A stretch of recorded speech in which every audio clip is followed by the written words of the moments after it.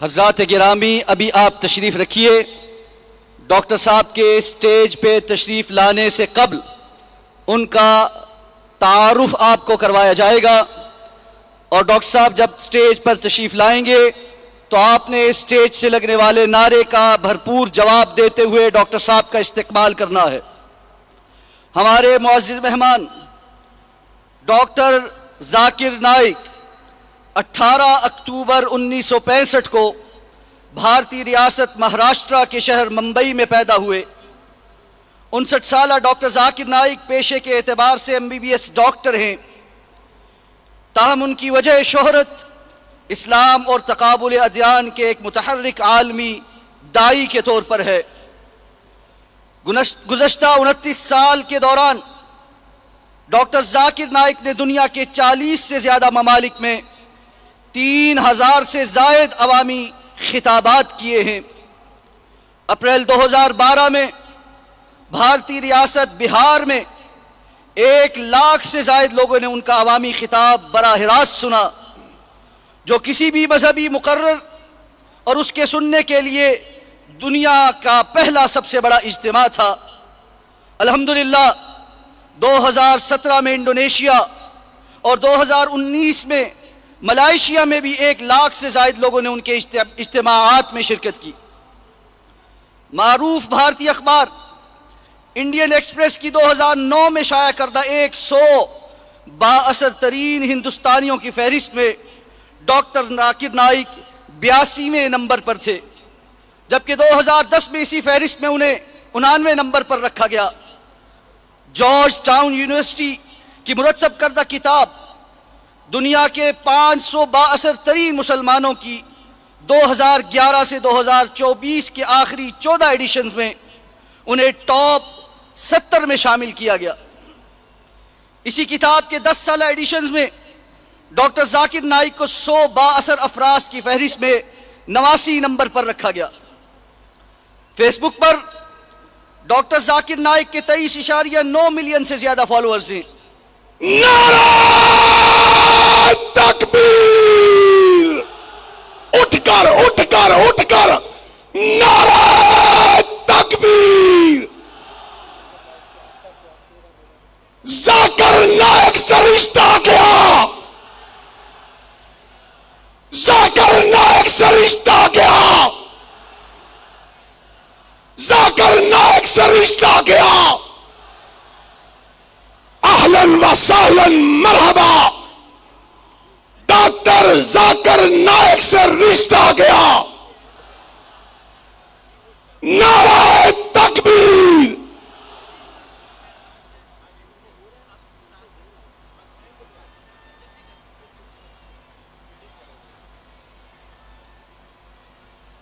Doctor Zakir Naik 175 سے زیادہ ممالک میں متعدد بین الاقوامی ٹی وی چینلز پر ان کے خطابات براہ راست نشر کیے جاتے ہیں۔ ان کی 100 سے زیادہ تقاریر، مکالمے، مباحثے اور سمپوزیم DVD پر دستیاب ہیں، اور وہ اسلام اور تقابل مذاہب پر کئی کتابوں کے مصنف ہیں۔ جولائی 2016 میں وزیر اعظم نریندر مودی کی سربراہی میں قائم مسلم مخالف BJP کی حکومت نے ڈاکٹر ذاکر نائک کی دعوتی سرگرمیوں کی زبردست کامیابی اور پوری دنیا بالخصوص ہندوستان کے غیر مسلموں میں ان کی مقبولیت کو ایک خطرے کے طور پر دیکھنا شروع کیا۔ ان پر بلا جوازات الزامات لگانے کا آغاز کیا۔ اس مہم نے ڈاکٹر ذاکر نائک کو ہندوستان سے ملیشیا ہجرت کرنے پر مجبور کر دیا، جس کے بعد اللہ رب العزت نے اللہ کی مدد و نصرت سے ڈاکٹر ذاکر نائک کی سرگرمیوں کے ساتھ ساتھ ان کی ذاتی مقبولیت میں بھی دنیا بھر کے ساتھ ساتھ ہندوستان میں بھی کئی گنا اضافہ ہوا۔ اللہ رب العزت قرآن میں فرماتے ہیں وَمَكَرُوا وَمَكَرَ اللَّهُ وَاللَّهُ خَيْرُ الْمَاكِرِينَ، اور انہوں نے تدبیر کی اور اللہ نے بھی تدبیر کی، اور اللہ سب سے بہترین تدبیر کرنے والا ہے۔ اپریل 2021 میں ڈاکٹر ذاکر نائک نے الہدایہ کا آغاز کیا، جو اب سب سے بڑی اسلامی ویڈیو آن ڈیمانڈ سروس اور اسلامی کورسز کا پلیٹ فارم بن چکا ہے، جس پر دنیا بھر کے 40 سے زیادہ مستند اسلامی خطیبوں کے لیکچرز اور سینکڑوں اسلامی کورسز کے ہزاروں گھنٹے کا مواد موجود ہے۔ سعودی عرب کے بادشاہ خادم حرفین شریفین شاہ سلمان بن عبدالعزیز آل سعود نے 1 مارچ 2015 کو ڈاکٹر ذاکر نائک کی اسلام کے لیے گراں قدر خدمات کا اعتراف کرتے ہوئے انہیں کنگ فیصل بین الاقوامی ایوارڈ سے نوازا۔ دبئی کے حکمران شیخ محمد بن راشد المکتوم نے 29 جولائی 2013 کو انہیں دبئی انٹرنیشنل ہولی قرآن ایوارڈ کا Islamic personality of the year award پیش کیا۔ ملائیشیا کے بادشاہ اور سربراہ مملکت توان کو عبد الحلیم معظم شاہ نے ڈاکٹر صاحب کو 5 نومبر 2013 کو ملائیشیا کے سب سے بڑے اعزاز سے نوازا، جبکہ ملائیشیا کے وزیر اعظم داتوک سری محمد نجیب رزاق کے دستخط شدہ تعریفی تختی بھی پیش کی گئی۔ اسی طرح ملائیشیا کی ریاست کیلنتان کے وزیر اعلیٰ داتو احمد یعقوب نے 9 اگست 2019 کو ڈاکٹر ذاکر نائک کو امت مسلمہ کے لیے ان کی خدمات کے اعتراف میں ریاست کا اعلیٰ ترین اسلامی ایوارڈ داعیہ آف دی امت سے نوازا۔ دنیا اسلام کے مشہور داعی اور خطیب شیخ احمد دیدات نے 1994 میں ڈاکٹر ذاکر نائک کو دیدات پلس کا نام دیا تھا اور ان کے اعزاز میں یہ تحریر کیا کہ بیٹا جو تم نے 4 سال میں حاصل کیا اس کے حصول میں مجھے 40 سال لگے تھے۔ میرے لیے باعث اعزاز ہے کہ میں دنیا اسلام کے عظیم داعی محترم جناب ڈاکٹر ذاکر نائک حفظہ اللہ کو دعوت خطاب دوں۔ میں ملتمس ہوں کہ ہماری ہر دل عزیز شخصیت، ہمارے ہر دل عزیز مہمان سٹیج پر خطاب کے لیے تشریف لائیں۔ فلیتفضل مشکورا محترم جناب ڈاکٹر ذاکر نائک حفظہ اللہ۔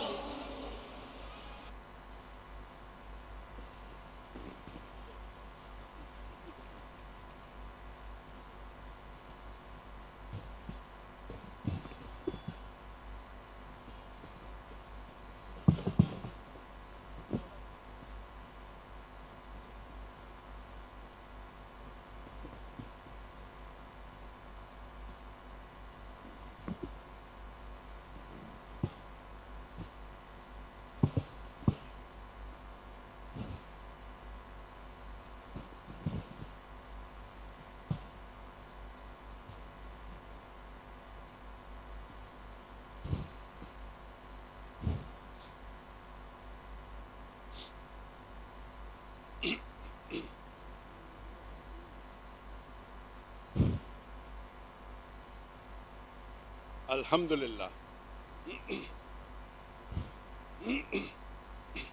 الحمدللہ والصلاة والسلام علی رسول اللہ وعلی آلہ وصحبہ اجمعین، اما بعد، اعوذ باللہ من الشیطان الرجیم، بسم اللہ الرحمن الرحیم، ادعو الی سبیل ربک بالحکمہ والموعظۃ الحسنہ وجادل باللتی احسن۔ بسم اللہ الرحمن الرحیم، ومن احسن قولا ممن دعا الی اللہ وعمل صالحا وقال انی من المسلمین، رب اشرح لی صدری ویسر لی امری واحلل عقدۃ من لسانی یفقہوا قولی۔ میرے محترم بزرگوں اور میرے عزیز بھائیوں اور بہنوں، السلام علیکم ورحمۃ اللہ وبرکاتہ۔ اللہ سبحانہ و تعالیٰ کی رحمت آپ سب پر ہو۔ الحمدللہ میں پاکستان میں تقریباً 3 سے 4 ہفتے ہوں اور مجھے بے حد خوشی ہو رہی ہے، خصوصاً فیصل آباد میں تقریر کرنے کی۔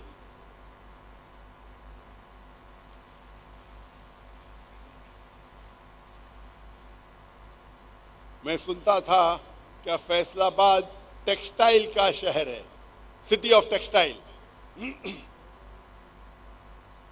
اور الحمدللہ آج یہ تقریر فیصل آباد میں ہے اور اس تقریر کا موضوع ہے دعویٰ کے طریقے۔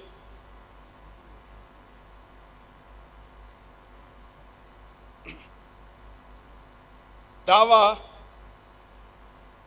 معنی انویٹیشن. جب بھی ہم یہ لفظ دعوت سنتے ہیں ہمارے ذہن میں آتا ہے چکن بریانی، مٹن بریانی. دعویٰ یا دعوت کا مطلب چکن بریانی یا مٹن بریانی نہیں. دعوت کا مطلب ہے این انویٹیشن، کسی کو بلانا. اور انویٹیشن صرف ایک آؤٹ سائڈر، ایک باہر کے انسان کو دی جا سکتی ہے. تو جب بھی آپ اسلام کی دعوت کسی غیر مسلم کو دیتے ہیں، اسے اسلام کی طرف بلاتے ہیں، اسے کہتے ہیں دعویٰ. اور جب ہم مسلمان کو اسلام کے بارے میں کہتے ہیں اس کا صحیح لفظ ہے اصلاح، ٹو ریپیئر، ٹو امپروو. حالانکہ دونوں لفظ انٹرچینج ہوتے ہیں، لیکن جب آپ غیر مسلمان کو اسلام کے بارے میں کہتے ہیں، اسلام کے قریب لے کے آتے ہیں، صحیح عربی لفظ ہے دعویٰ. اور جب مسلمان کو اسلام کے بارے میں کہتے ہیں اسے کہتے ہیں اصلاح.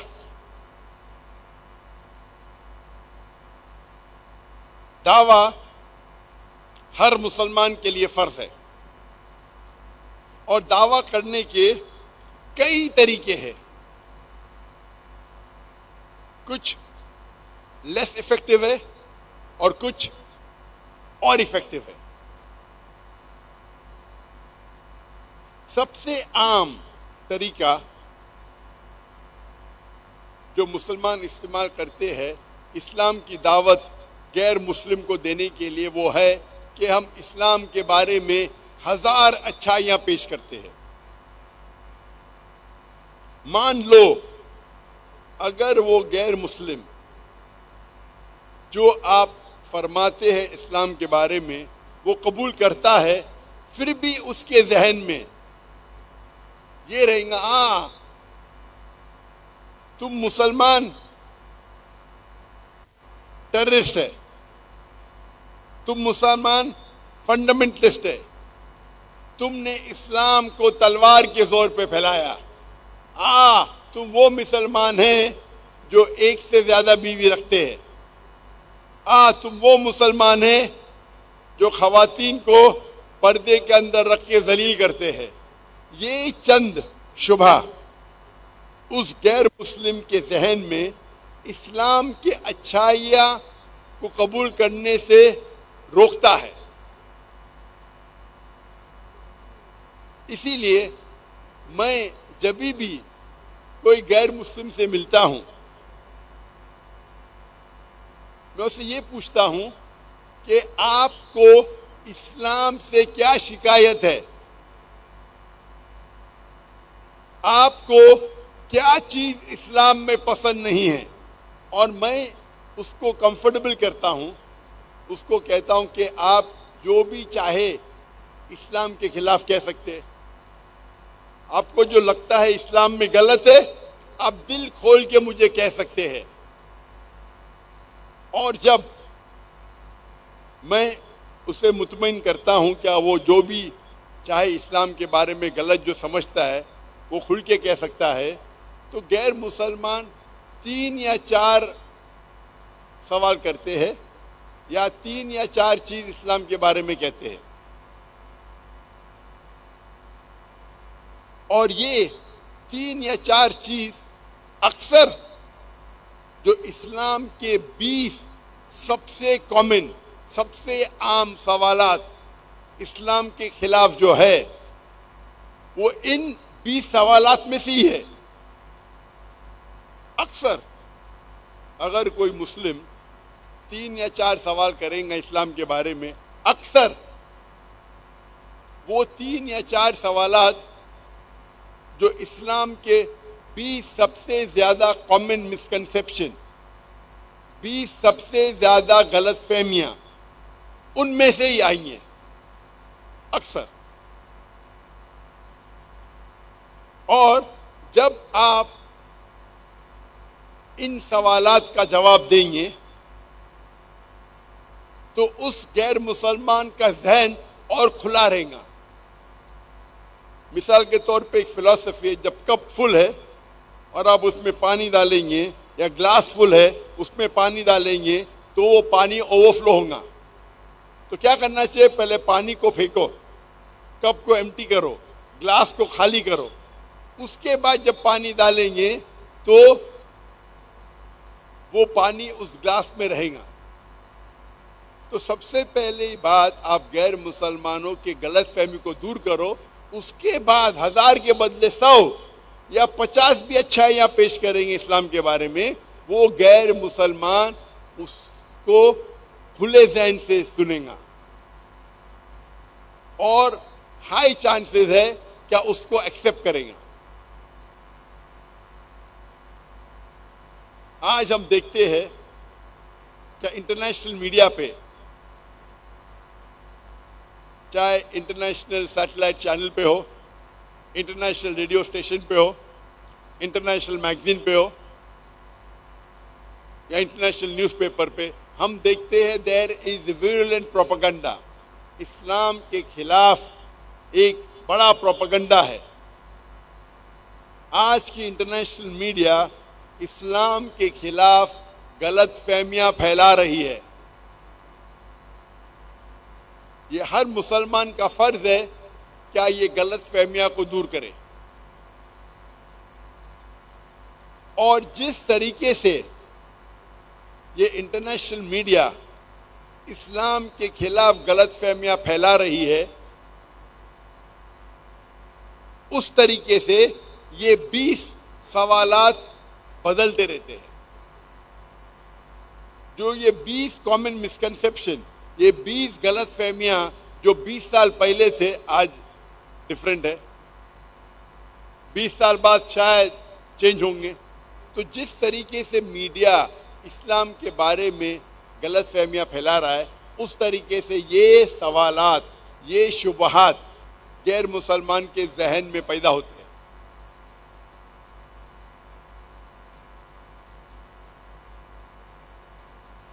20 سال پہلے، 25 سال پہلے نمبر 1 غلط فہمی تھی اسلام میں مرد کو ایک سے زیادہ بیوی کرنے کی اجازت کیوں ہے.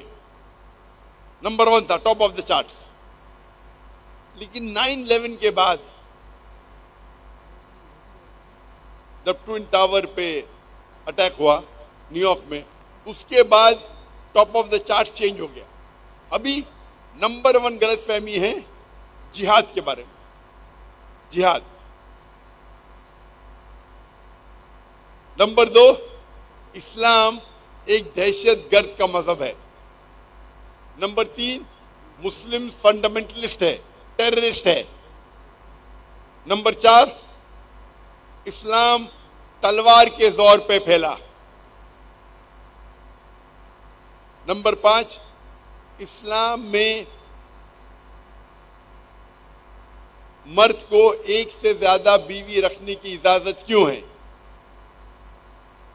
چھٹا، اگر مرد کو ایک سے زیادہ بیوی کرنے کی اجازت ہے تو اسلام میں خواتین کو ایک سے زیادہ مرد سے شادی کرنے کی اجازت کیوں نہیں ہے.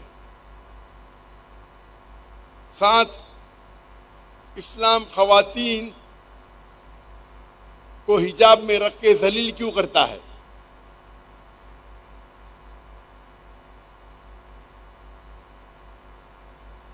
نمبر 8،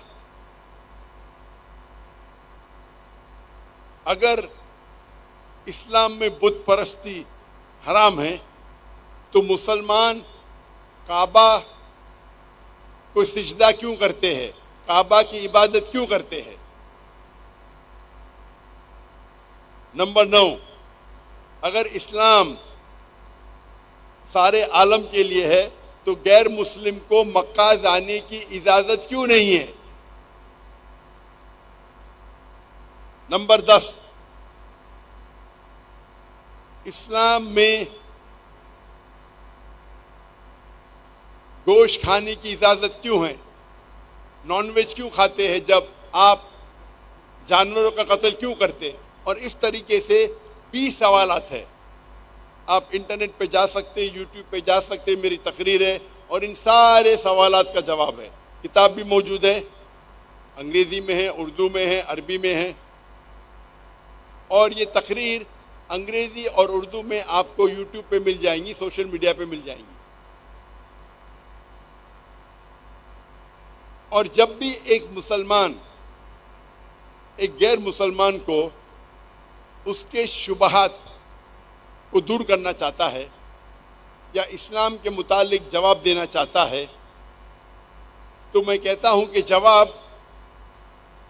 4 لیولز کے ہونا چاہیے.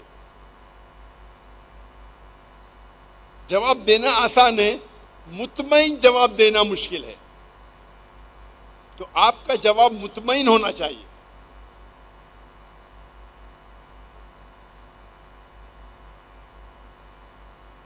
نمبر 1، آپ جب جواب دیتے ہیں اس کا حوالہ ہونا چاہیے قرآن اور صحیح حدیث سے. اسلام کی شریعت اس کے بارے میں کیا کہتی ہے.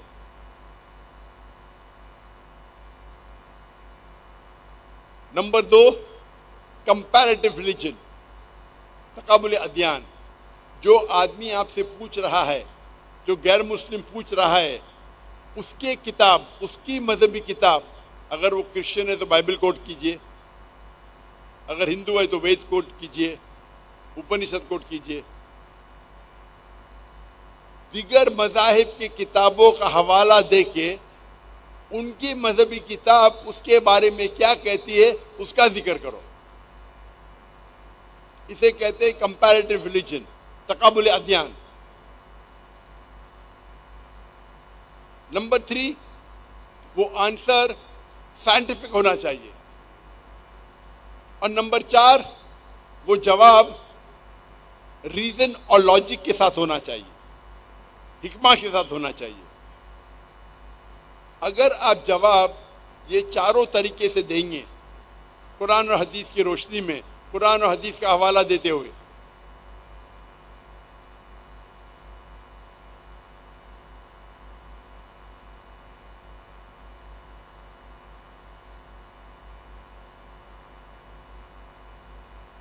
مجھے چٹ آئی کہ مائک کلوز کرو. میں کہنا چاہتا ہوں کہ جو بھی یہ مائکروفون کا ہینڈل کر رہا ہے اس کا والیوم انکریز کرو. مائک کتنا ڈسٹینس ہونا چاہیے، میں اس کا ایکسپرٹ ہوں. آپ مجھے چٹھی بھیجیں، مائک کو کلوز کرو. یہ مائکروفون پہ بات کرنا، اس کے اندر میں ماہر ہوں. کتنا ڈسٹینس رکھنا چاہیے منہ سے مجھے پتا ہے. تو میری التجا ہے کہ جو بھی آڈیو کے اوپر ہے،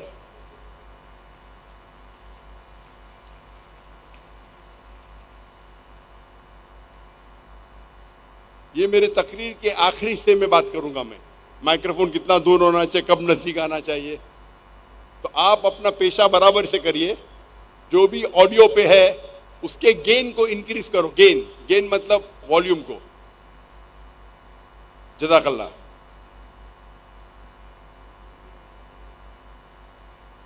تو میں کہہ رہا تھا کہ آپ کا جواب ماشاءاللہ زیادہ گین کر دیں.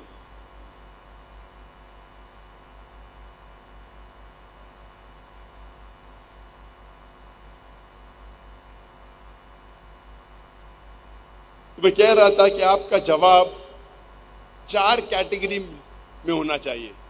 چاروں شعبے میں اس غیر مسلم کو مطمئن کرنا چاہیے. کیوں؟ پہلا ہے قرآن اور صحیح حدیث، اپنی شریعت. شاید وہ قرآن میں مانے نہ مانے، لیکن ہمارا جواب ہمیشہ جو اللہ اور اللہ کے آخری رسول محمد صلی اللہ علیہ وسلم فرماتے اس کے مطابق ہونا چاہیے. لیکن وہ غیر مسلم وہ قرآن میں نہیں مانتا ہے. تو جب میں جواب دیتا ہوں اس کی مذہبی کتابوں سے، چاہے بائبل ہو، چاہے وید ہو، چاہے اپنشد ہو، چاہے گیتا ہو، تو وہ اس کتاب میں یقین رکھتا ہے تو اسے ماننا لازم ہے. مجھے ماننا لازم نہیں، لیکن اس کو ماننا لازم ہے. تو میں اس کے کتاب کا حوالہ دے کے اس سے ثابت کروں گا جو اسلامک نقطہ نظریہ ہے. ہو سکتا ہے وہ غیر مسلم مذہبی نہیں ہے، وہی کوئی مذہب میں مانتا ہی نہیں ہے، نام کا ہندو ہوئے گا، ہو سکتا ہے نام کا کرسچن ہے. لیکن جو مذہب میں نہیں مانتے وہ اکثر مانتے ہیں سائنٹیفک ایویڈنس میں. تو میرا تیسرا جواب ہوگا سائنٹیفک طریقے سے، اور چوتھا ہوگا ریزن اور لاجک کے ساتھ. حکمت کے ساتھ.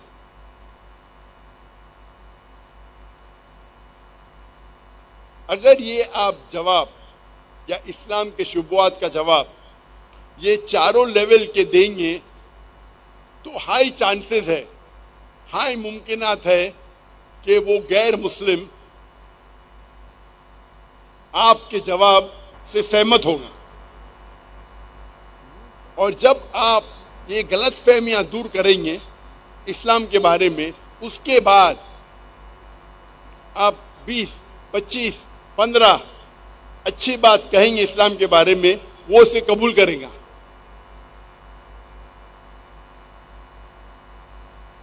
تو سب سے پہلے اسٹریٹجی دعویٰ کی ہے کہ آپ غلط فہمیاں دور کرو، اس کے دل کو صاف کرو، اس کے ذہن کو صاف کرو.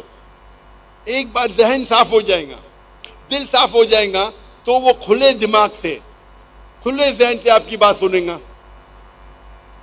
اور آپ دنیا میں کدھر بھی جائیے، چاہے یو ایس اے جائیے، یو کے جائیے، کینیڈا جائیے، یورپ جائیے، انڈیا، پاکستان، سعودی عربیہ، کدھر بھی جاؤ، یہ 20 شبہات کامن ہیں، سیم ہیں. ہو سکتا ہے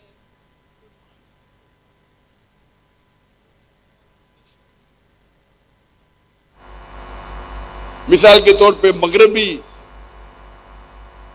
ممالک میں ربا، انٹرسٹ بہت عام ہے.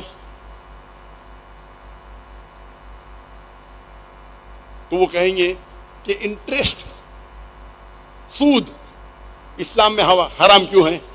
وہ ایڈیشنل کوشچن ہے. لیکن وہ 20 کامن کوشچن سیم رہیں گے، وہ 20 غلط فہمیاں سیم رہیں گے، ایک یا دو ایڈیشنل سوالات ہوں گے. اگر ہر مسلمان یہ 20 شبہات کے جواب چاروں لیول پہ یاد کریں گے، قرآن اور حدیث کی روشنی میں، دیگر مذہبی کتابوں کی روشنی میں، سائنٹیفک ایویڈنس کی روشنی میں، اور ریزن اور لاجک کی روشنی میں، انشاءاللہ وہ چاہے وہ غیر مسلم کو مسلم نہ بنا پائے گا، لیکن اس کے دل میں جو نفرت ہے کم از کم وہ تو دور کرے گا. اسلام کے بارے میں جو غلط فہمی ہے وہ تو دور کرے گا. ہر مسلمان کا فرض ہے کہ وہ جو غیر مسلمان کے ذہن میں جو غلط فہمیاں ہیں وہ دور کرنا ہر مسلمان کا فرض ہے. دعویٰ ہر مسلمان کا فرض ہے.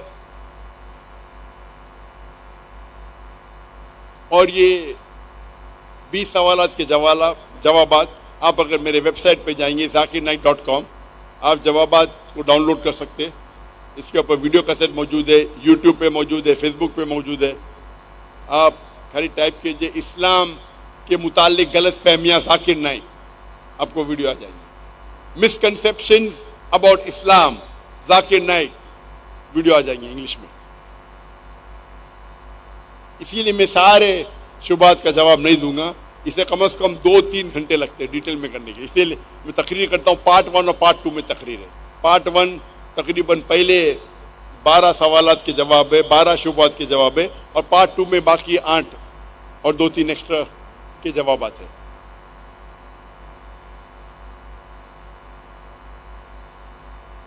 تو یہ تھی پہلی اسٹریٹجی کہ آپ غلط فہمیاں کو دور کرو،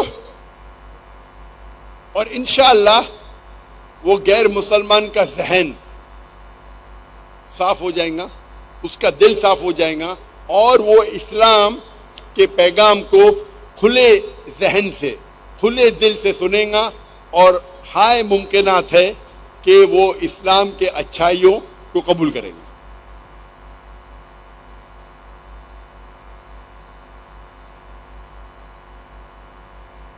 نمبر 2،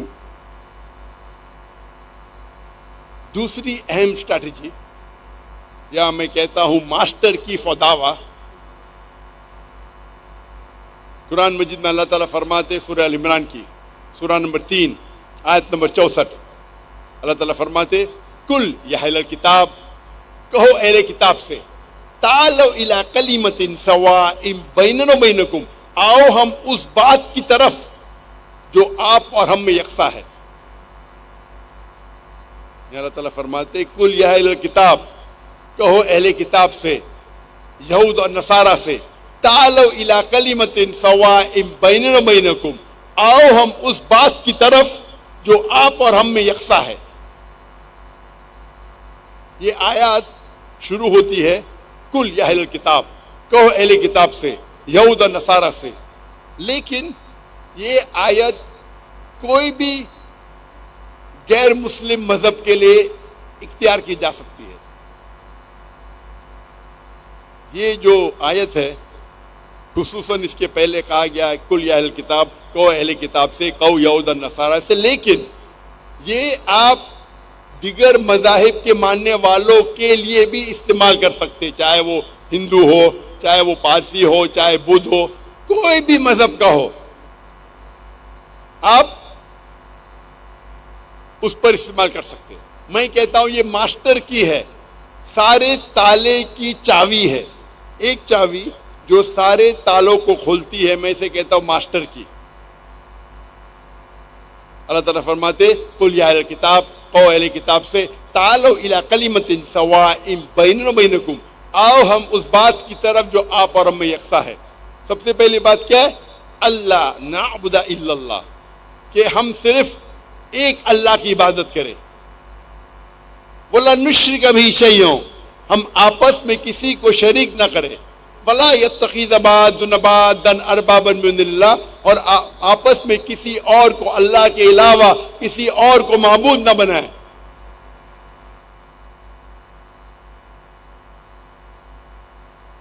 قل یا اہل الکتاب تعالوا الی کلمۃ سواء بیننا و بینکم الا نعبد الا اللہ ولا نشرک به شیئا ولا يتخذ بعضنا بعضا اربابا من اللہ فان تولوا فقولوا اشهدوا باننا مسلمون، اور اگر وہ نہیں مانے تو آپ شہادت دو کہ میں مسلم ہوں۔ یہ آیت میرے نزدیک دعوتی میدان کی ماسٹر کی ہے، سارے تالوں کو کھولنے والی چابی۔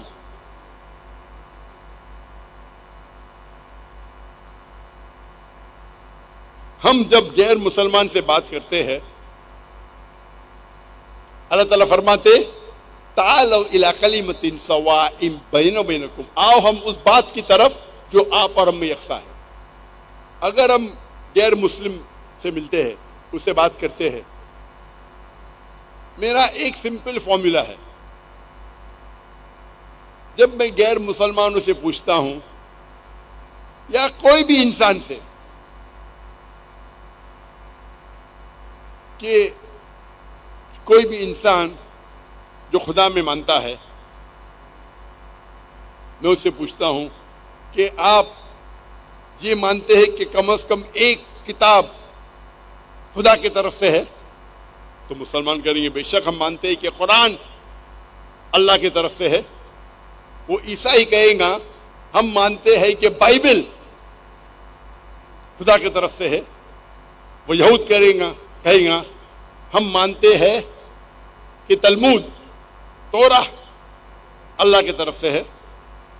وہ ہندو کہیں گا ہم مانتے ہیں کہ وید اور اپنشد خدا کی طرف سے ہے۔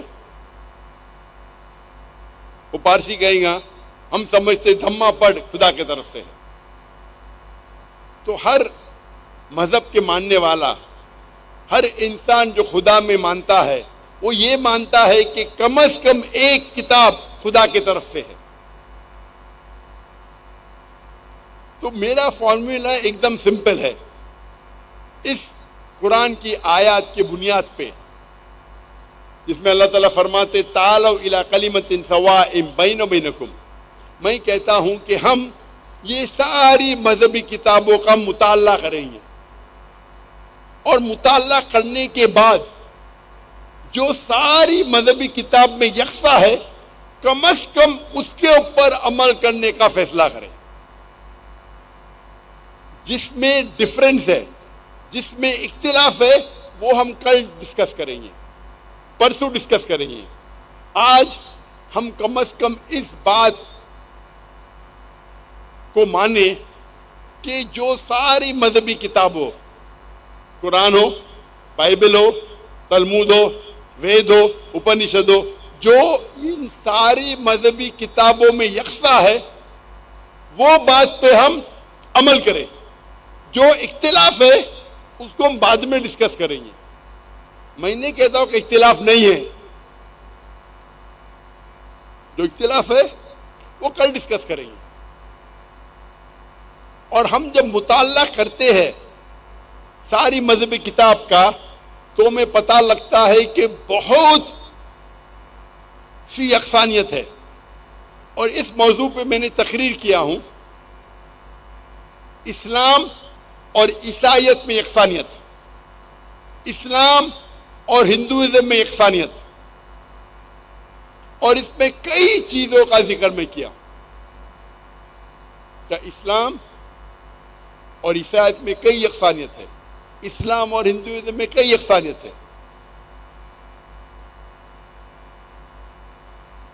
اور جتنے بھی یکسانیت ہے بہت سے ہیں.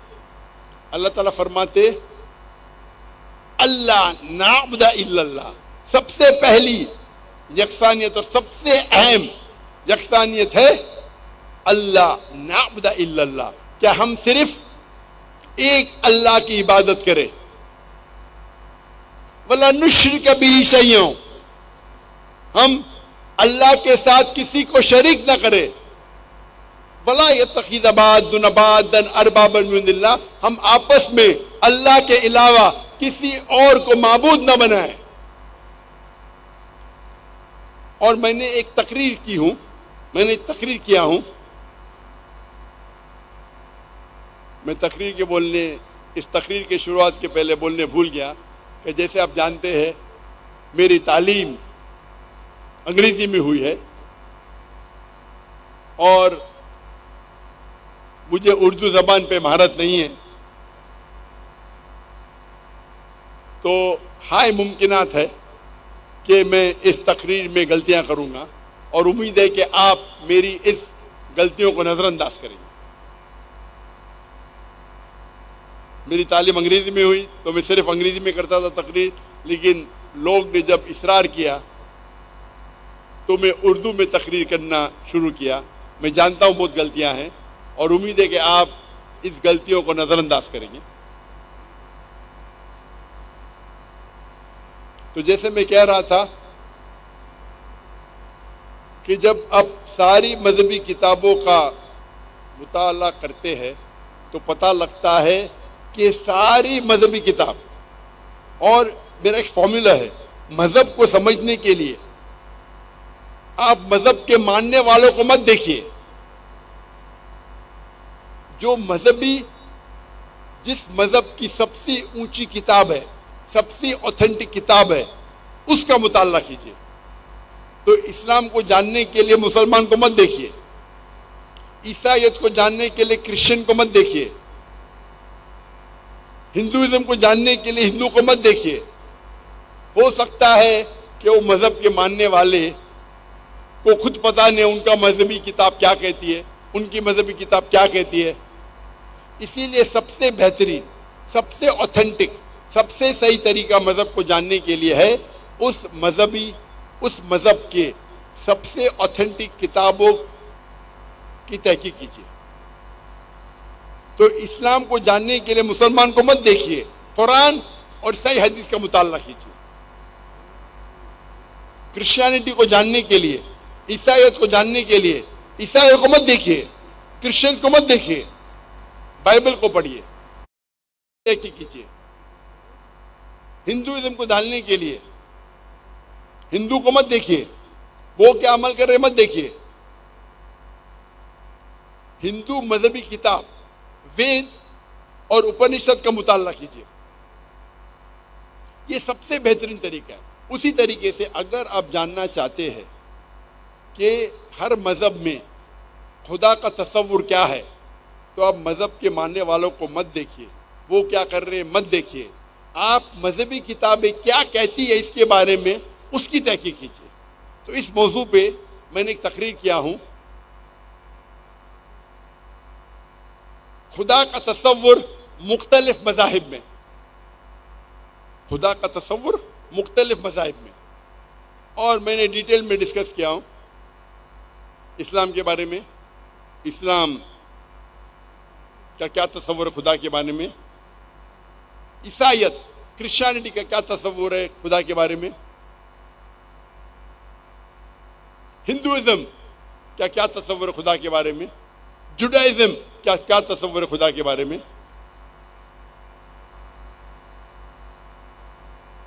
پارسیزم کا کیا تصور ہے، سکھزم کا کیا تصور ہے. یہ لیکچر ڈیٹیل میں دیا ہوں میں. اور جب ساری مذہبی کتابوں کا مطالعہ کرتے ہیں تو ہم مسلمان مانتے ہیں، اللہ تعالیٰ فرماتے قرآن میں سورہ رعد میں سورہ نمبر 13 آیت نمبر 38، وَلِكُلِّ قَوْمٍ ہاد وَلِكُلِّ اجل کتاب، کہ ہر دور میں ہم نے ایک کتاب نازل کی. اللہ تعالیٰ فرماتے کہ ہر دور میں اللہ نے ایک کتاب نازل کی، ایک وحی نازل کی. نام سے صرف 4 کا ذکر ہے قرآن مجید میں، توراہ، زبور، انجیل اور قرآن. توراہ جو وحی نازل کی گئی تھی موسیٰ علیہ السلام پہ، زبور وہ وحی ریولیشن جو نازل کی گئی تھی داؤد علیہ السلام پہ، انجیل وحی جو نازل کی گئی تھی عیسیٰ علیہ السلام پہ، اور آخری کتاب آخری وحی قرآن مجید جو نازل کی گئی تھی آخری پیغمبر محمد صلی اللہ علیہ وسلم پہ. لیکن اس کے علاوہ کئی کتابیں ہیں، مثال کے طور پہ صحف ابراہیم. تو اللہ نے ہر دور میں کتاب نازل کی، نام سے صرف 4 ہے لیکن کئی کتابیں ہیں. ہم مانتے ہیں کہ کیونکہ یہ جتنے کتابیں قرآن کے پہلے آئی وہ صرف ایک وقت کے لیے محدود تھی، وہ تا قیامت تک نہیں تھی. اسی لیے اللہ سبحانہ و تعالیٰ نے اس کو محفوظ کرنے کی ضرورت نہیں سمجھی. لیکن کیونکہ قرآن مجید آخری کلام ہے، آخری پیغمبر محمد صلی اللہ علیہ وسلم پہ نازل کیا تھا، اور اس کے بعد کوئی اور وحی اور کتاب اللہ کی طرف سے نہیں آئیں گی. اللہ سبحانہ و تعالیٰ فرماتے قرآن مجید میں سورہ ہجر میں سورہ نمبر 15 آیت نمبر 9 میں کہ ہم نے قرآن نازل کی ہے اور ہم اس کی حفاظت کریں گے. اللہ تعالیٰ اس قرآن مجید کی حفاظت کی ذمہ داری خود اپنے پہ لیتے ہیں. تو یہ اللہ سبحانہ و تعالیٰ کا آخری کلام ہے قرآن مجید، جو اللہ نے اسے محفوظ رکھنے کا وعدہ کیا ہے قرآن مجید میں. جتنے کتابیں پہلے آئی، جتنے وہی پہلے نازل ہوئی، کیونکہ وہ ایک وقت کے لیے محدود تھی اور سارے انسانیت کے لیے نہیں تھی، اسی لیے آج یہ جتنے بھی دیگر مذہب کی کتابیں ہیں وہ 100% محفوظ نہیں ہیں. لیکن یہ کتابیں بدلنے کے باوجود، ان کتابوں میں ملاوٹ آنے کے باوجود، ان ساری کتابوں میں وحدانیت ہے. ان ساری کتابوں میں خدا کا ذکر ہے کہ خدا ایک ہے، اس کے علاوہ کوئی نہیں ہے، اور ہر انسان کو اس خدا کی عبادت کرنا چاہیے، اس خدا کا کوئی عکس نہیں ہے. تو یہ کتابیں بدل جانے کے باوجود الحمدللہ یہ اہم میسج جو ساری کتابوں میں تھا کہ خدا ایک ہے، اس کا کوئی عکس نہیں ہے، اس کا کوئی امیج نہیں ہے، اور ہمیں صرف اس کی عبادت کرنا چاہیے، یہ محفوظ ہے.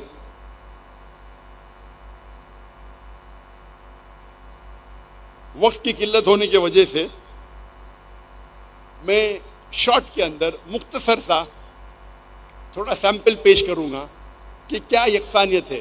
پورا جاننے کے لیے آپ میری تقریر سنیے.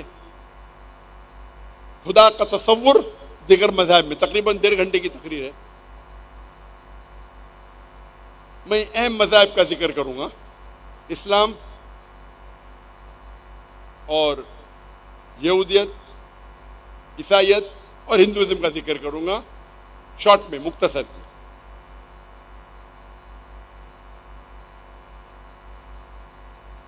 ہم جب ہندوازم کی کتابوں کا مطالعہ کرتے ہیں، ہم اگر عام ہندو سے پوچھیں گے یہ سمجھنے کے پہلے کہ ہندوازم میں خدا کا تصور کیا ہے، ہم عام ہندو سے پوچھیں گے کہ آپ کتنے بھگوان میں مانتے ہیں، کون کہیں گا 3 بھگوان، کون کہیں گا 100، کون کہیں گا 1000، کون کہیں گا 33 کروڑ 33 کروڑ 330 ملین خدا میں مانتے ہیں۔ لیکن اگر آپ ایک ایسے ہندو سے پوچھیں گے جو ہندو مذہبی کتابوں کا مطالعہ کر چکا ہے، وید اور اپنشد کو پڑھ چکا ہے، تو وہ ہندو کہے گا کہ ہندوازم میں صرف ایک خدا کی عبادت کرنا چاہیے۔ جو عام ہندو ہے وہ مانتا ہے فلسفی جسے کہتے ہیں پینتھیزم، سب کچھ خدا ہے، وہ پیڑ خدا ہے، چاند خدا ہے، سورج خدا ہے، جانور خدا ہے، انسان خدا ہے۔ ہم مسلمان کہتے ہیں سب کچھ خدا کا ہے، وہ پیڑ خدا کا ہے، چاند خدا کا ہے، سورج خدا کا ہے، جانور خدا کا ہے، انسان خدا کا ہے۔ تو ہندو، عام ہندو اور ہم مسلمان میں فرق ہے صرف کا۔ انگلش میں کہتا ہوں، ہندو کہتے everything is God's, GOD with an apostrophe S۔ ہم مسلمان کہتے ہیں everything belongs to God, everything is God's, GOD with apostrophe S۔ سب کچھ خدا کا ہے۔ اور عام ہندو کہتے ہیں ایوری تھنگ از گاڈ، سب کچھ خدا ہے۔ تو عام ہندو کہتا ہے سب کچھ خدا ہے، چاہے وہ پیڑ خدا ہے، چاند خدا ہے، سورج خدا ہے، جانور خدا ہے، انسان خدا ہے، سب کچھ خدا ہے۔ ہم مسلمان کہتے ہیں سب کچھ خدا کا ہے، every thing is God, GOD with an apostrophe S۔ تو فرق ہندو اور مسلم میں ہے صرف کا۔ اگر یہ کا کے فرق کو ہم مٹا دیں گے، اگر یہ اپوسٹرفی ایس کے فرق کو ہم مٹائیں گے، تو ہندو اور مسلم ایک ہو جائیں گے۔ یہ فارمولا بہت آسان ہے، جھگڑنے کی ضرورت نہیں۔ اللہ تعالیٰ فرماتے تعالوا الی کلمۃ سواء بیننا و بینکم، آؤ ہم اس بات کی طرف جو آپ اور ہم میں یکساں ہے۔ سب سے پہلی بات اللہ نعبد الا اللہ، کہ ہم صرف ایک اللہ کی عبادت کریں۔ تو جب ہم ہندو مذہبی کتابوں کا مطالعہ کرتے ہیں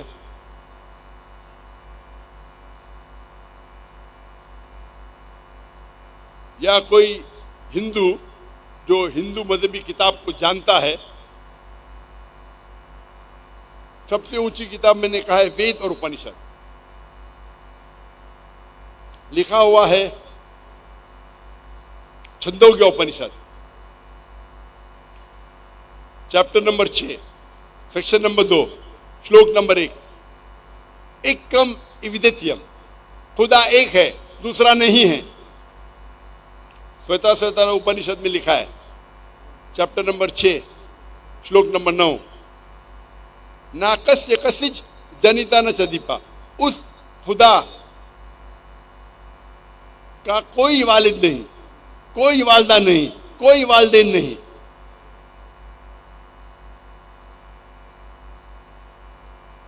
لکھا ہے سویتا سویتارا اپنشد میں چیپٹر نمبر 4، شلوک نمبر 19، نہ تسیہ پتیما استی۔ پرتیما ایک سنسکرت ورڈ ہے، سنسکرت لفظ ہے جس کے معنی ہے عکس، جس کے معنی ہے فوٹوگراف، پینٹنگ، اسٹیچو، آئیڈل۔ نہ تسیہ پتیما استی، اس بھگوان، اس خدا کا کوئی پرتیما نہیں، کوئی عکس نہیں، کوئی فوٹوگراف نہیں، کوئی پینٹنگ نہیں، کوئی پیٹریٹ نہیں، کوئی آئیڈل نہیں، کوئی اسٹیچو نہیں۔ اور یہ پیغام پھر سے دہرایا گیا ہے یجروید چیپٹر نمبر 32 شلوکا نمبر 3 میں. نہ تصرفت استی، اس خدا، اس بھگوان کی کوئی پرتیما نہیں، کوئی عکس نہیں، کوئی پینٹنگ نہیں، کوئی پکچر نہیں، کوئی فوٹوگراف نہیں، کوئی آئیڈل نہیں، کوئی اسٹیچو نہیں.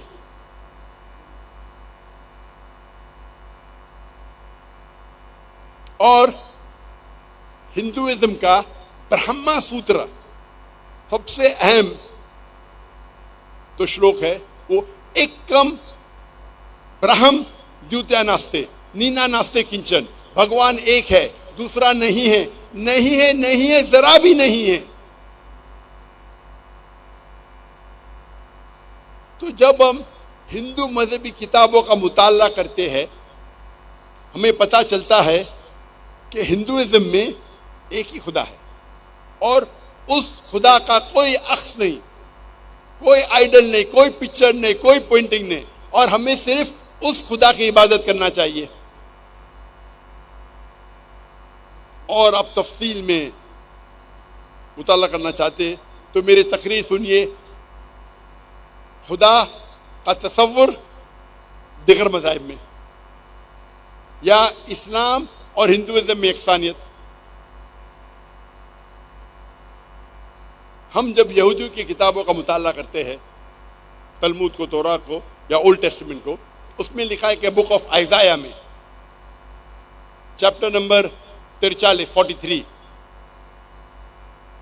ورس number 11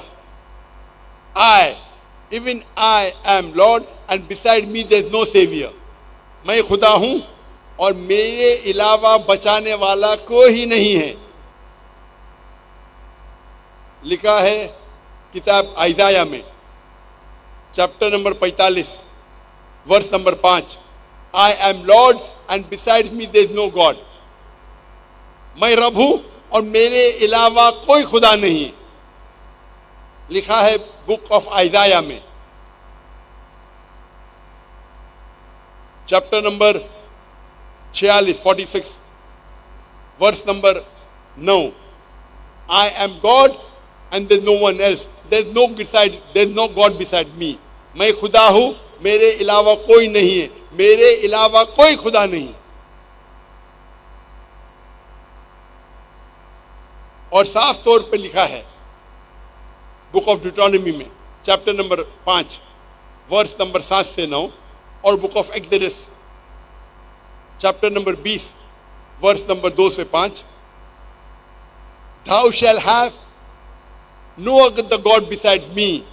Thou shall have no image of anything, of any likeness in the heaven above, in the earth beneath, in the water beneath the earth. Thou shalt not bow down to them, nor serve them, for I, thy God, thy Lord, is a jealous God. لکھا ہوا ہے book of ڈیٹرانومی میں chapter number 5 verse number 7 سے 9 اور book of Exodus chapter number 20 verse number 2 سے 5 Thou shall have no other God besides me. میرے علاوہ آپ کسی اور کو خدا نہیں مان سکتے. Thou shalt not make any graven image of anything, of any likeness in the heaven above, in the earth beneath. آپ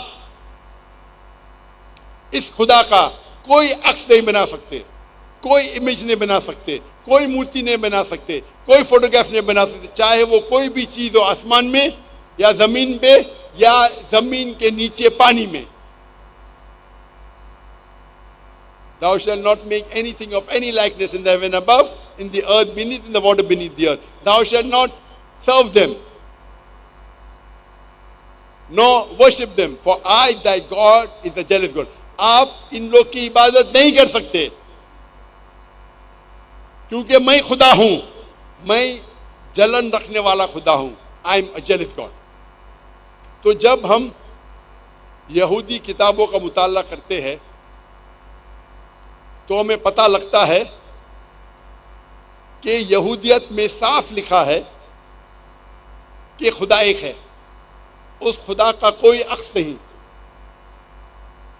کوئی امیج نہیں، اور آپ کو خدا کا عکس بنانا حرام ہے.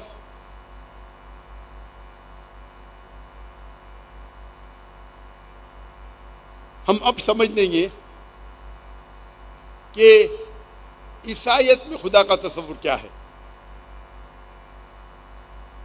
عیسائیت میں خدا کا تصور ذکر کرنے کے پہلے میں یہ کہنا چاہوں گا کہ اسلام ایک واحد مذہب ہے، ایک واحد غیر عیسائی مذہب ہے جس کے ماننے والوں کے لیے فرض ہے. اسلام ایک واحد غیر عیسائی مذہب ہے جس کو ماننے والوں کے لیے یہ فرض ہے کیا وہ عیسیٰ علیہ السلام میں مانے. ایک مسلمان ہو ہی نہیں سکتا جب تک اس کو عیسیٰ علیہ السلام پہ ایمان نہیں کہ عیسیٰ علیہ السلام پیغمبر ہے. ہم یہ مانتے ہیں کہ عیسیٰ علیہ السلام اللہ کے ایک عظیم پیغمبر ہے.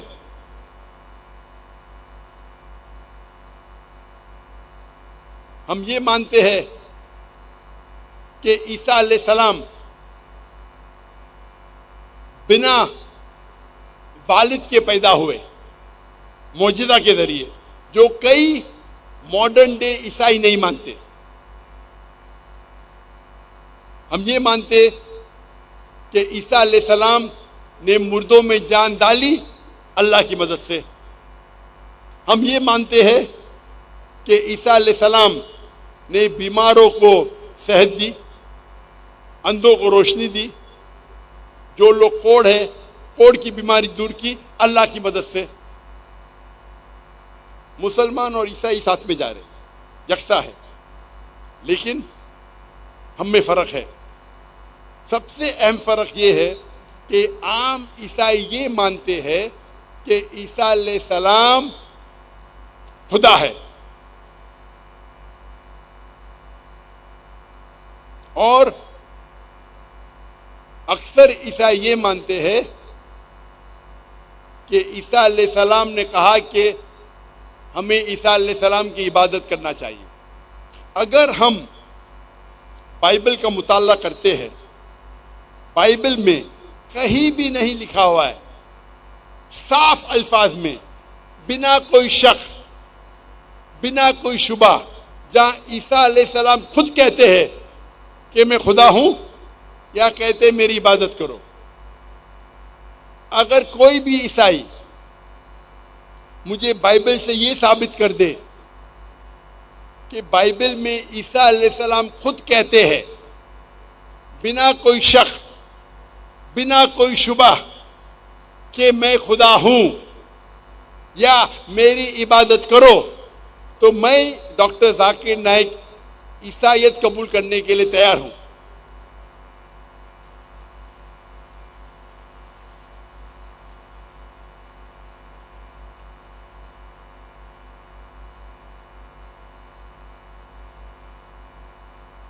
میں میرے باقی مسلمان بھائیوں کی طرف سے یہ نہیں کہہ سکتی، کیونکہ وہ اسلام اور دیگر مذاہب تقابل ادیان کے اسٹوڈنٹ یا ماہر نہیں ہیں. کیونکہ میں تقابل ادیان کا طالب ہوں، یہ چیلنج میں لیتا ہوں کہ اگر کوئی عیسائی کوئی بھی بائبل میں سے یہ ثابت کر دے کہ عیسیٰ علیہ السلام خود کہتے ہیں صاف الفاظوں میں بنا کوئی شک بنا کوئی شبہ کہ میں خدا ہوں، یا یہ دکھا دے کہ میری عبادت کرو، میں ڈاکٹر ذاکر نائک عیسائیت قبول کرنے کے لیے تیار ہوں. میں کیوں اتنی ڈنکی کی چوٹ پہ کہہ رہا ہوں؟ کیونکہ میں نے بائبل کا مطالعہ کر چکا ہوں.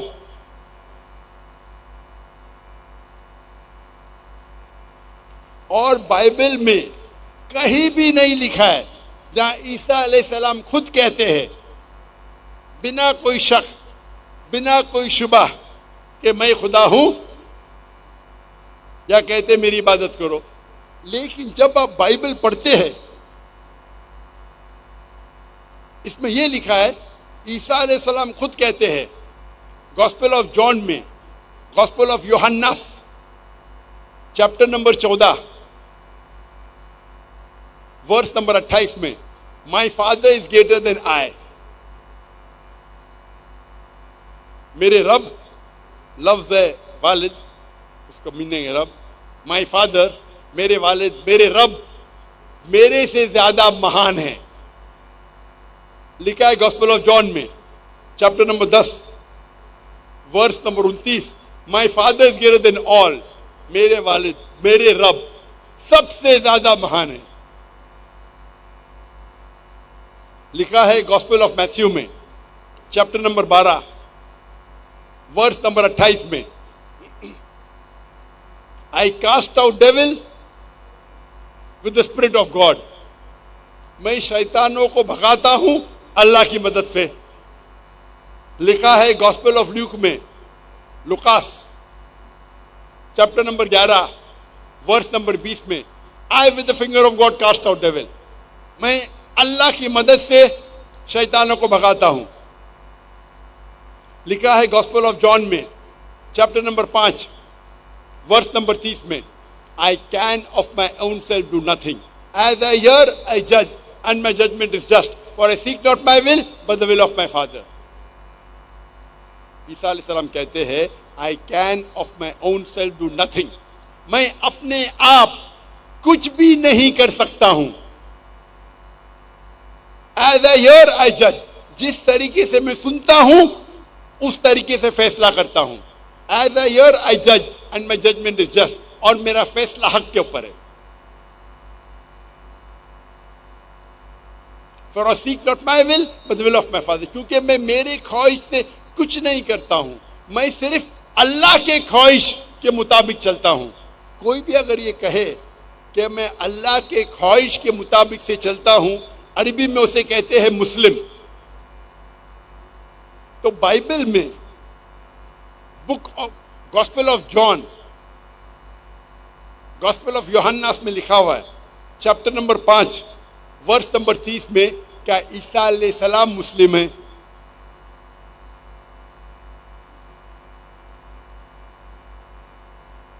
لکھا ہے گاسپل آف میتھیو میں چیپٹر نمبر 5 ورس نمبر 17 سے 20, Think not that I have come to destroy the law of the prophets. I have come not to destroy but to fulfill. آپ یہ مت سمجھو کہ جو پرانی جو کتاب ہے, جو پرانے کلام ہیں, اس کو میں نشر کرنے کے آیا ہوں. میں آیا ہوں اس کے بارے میں کہنے کے لیے کہ وہ حق ہے. Think not that I have come to destroy the law of the prophets. I have come not to destroy but to fulfill. And whosoever shall break one of the least commandments and teach men to do so will be called least in the kingdom of heaven. اور اگر کوئی بھی شخص ایک بھی کلام کے خلاف جائے گا جو پرانے کلام میں ہے, پرانی کتاب میں ہے, تو وہ سب سے نیچا کہلائیں گا. And whosoever shall keep them and teach men to do so shall be called great in the kingdom of heaven. اور جو بھی اس کے اوپر عمل کرے گا وہ آخرت میں عظیم کہلائیں گا. Unless your righteousness exceeds the righteousness of the scribes and the Pharisees, in no way shall you enter the kingdom of heaven. Unless, جب تک آپ کی اچھائیاں جو پہلے آئے یہود آئے ان سے زیادہ اچھا نہیں ہے, آپ کبھی بھی جنت میں نہیں جائیں گے. اس کا مطلب عیسیٰ علیہ السلام یہ فرما رہے کہ جو بھی کچھ موسیٰ علیہ السلام نے کہا اللہ کے بارے میں, اس کے اوپر آپ کو عمل کرنا چاہیے. آپ اگر ایک بھی چیز جو موسیٰ علیہ السلام نے فرمائی, جو اللہ کی بات کہی, اس پہ عمل نہیں کریں گے تو آپ جنت میں کبھی بھی نہیں جائیں گے.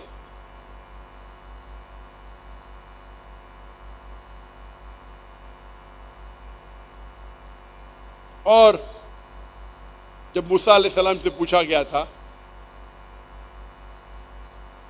موسیٰ علیہ السلام فرماتے ہیں book of Deuteronomy chapter number 6 verse number 4, شما اسرائیل و ادنہین و ادنہیخد, او اسرائیل آپ سمجھو کہ ہمارا خدا ایک ہی خدا ہے. اور جب عیسیٰ علیہ السلام سے پوچھا گیا تھا کہ سب سے پہلا کلام کیا ہے, انہوں نے وہی کہا تھا جو موسیٰ علیہ السلام نے کہا تھا. گاسپل آف مارک میں چیپٹر نمبر 12 ورس نمبر 29 میں, شما اسرائیل و ادنہین و ادنہیخد, Hear, O Israel, the Lord, our God, is one Lord. اے اسرائیلو سنو کہ ہمارا خدا، ہمارا ایشور ایک ہی خدا ہے.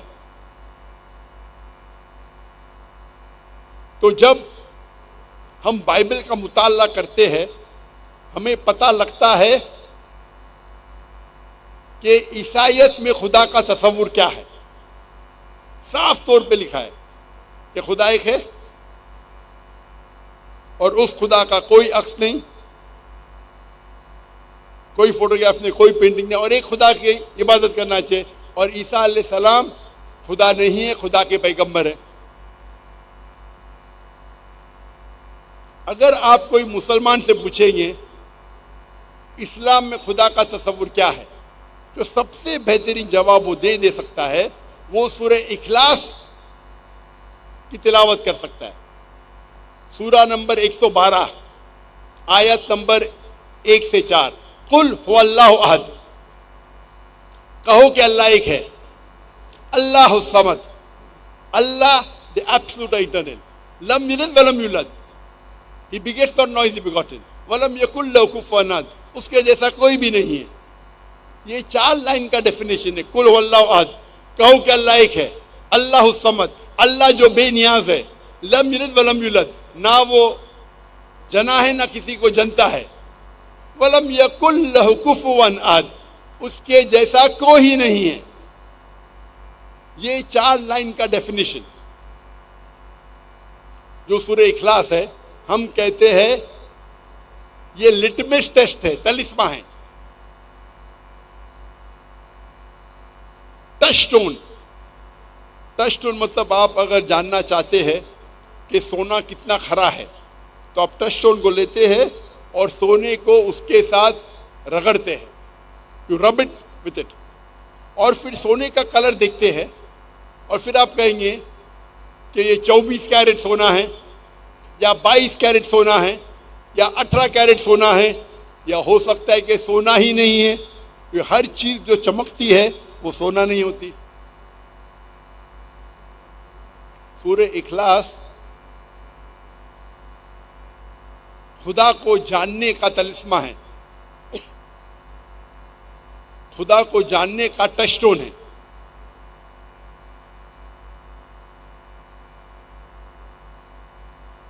مثال کے طور پہ اگر کوئی شخص یہ کہتا ہے، کوئی انسان یہ کہتا ہے کہ بھگوان رجنیش خدا ہے.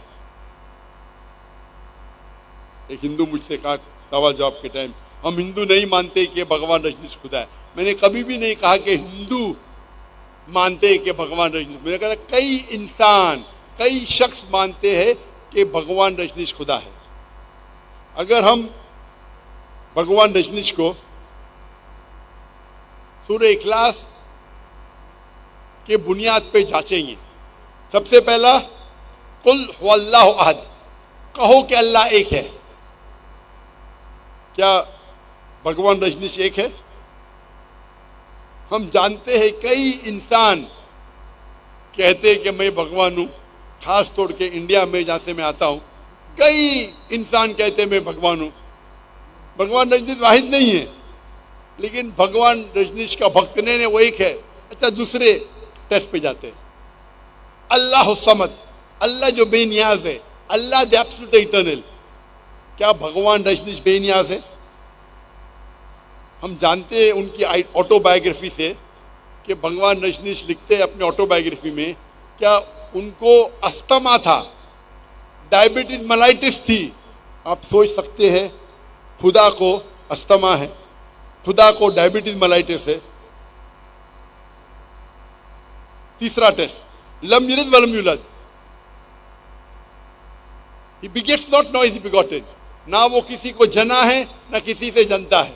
ہم جانتے ہیں بھگوان رجنیش کے والدین تھے، والد اور والدہ تھی، وہ بھوپال میں پیدا ہوئے اور وہ بڑے ہونے کے بعد ان کے والدین ان کے شاگرد بن جاتے. اور 1981 میں بھگوان رجنیش جاتے امریکہ USA، اور ایک شہر میں اوریگون، وہاں اپنا ایک سینٹر بناتے اور کہتے رجنیش پورم، اور ہزاروں لوگ کو بیوقوف بناتے. امریکن گورنمنٹ اسے گرفتار کرتی ہے اور جیل میں ڈالتی ہے. بھگوان رجنیش کہتے ہیں کہ امریکن گورنمنٹ نے مجھے جیل میں سلو پوائزننگ دی، دھیرے دھیرے زہر دیا. آپ سوچ سکتے خدا کو کوئی زہر دے رہا ہے اور خدا کو زہر کا ایفیکٹ ہو رہا ہے.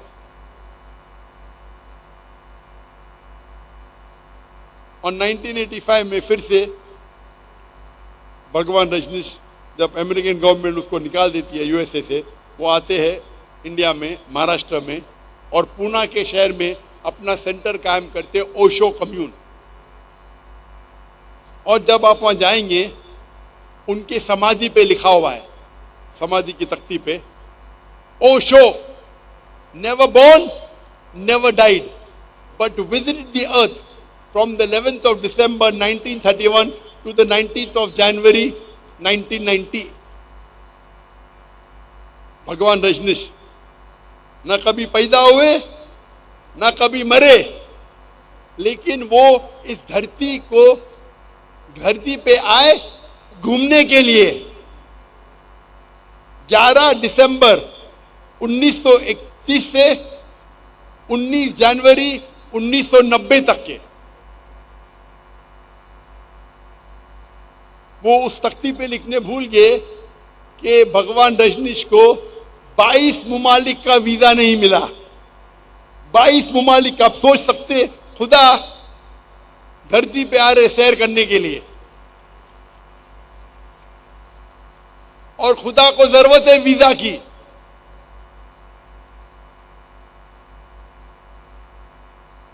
اور آخری شرط وَلَمْ يَكُنْ لَهُ كُفُوًا أَحَدٌ، اس کے جیسا کوئی نہیں. اتنا سخت شرط ہے کہ اگر آپ خدا کو کسی بھی اس دنیا میں، اس کائنات میں کسی کے چیز کی برابر کر سکے تو وہ خدا ہی نہیں ہے. اگر اس کائنات میں خدا کی کوئی مثال پیش کر سکے اس کائنات میں، اس دنیا میں، تو وہ خدا ہی نہیں. وَلَمْ يَكُنْ لَهُ كُفُوًا أَحَدٌ.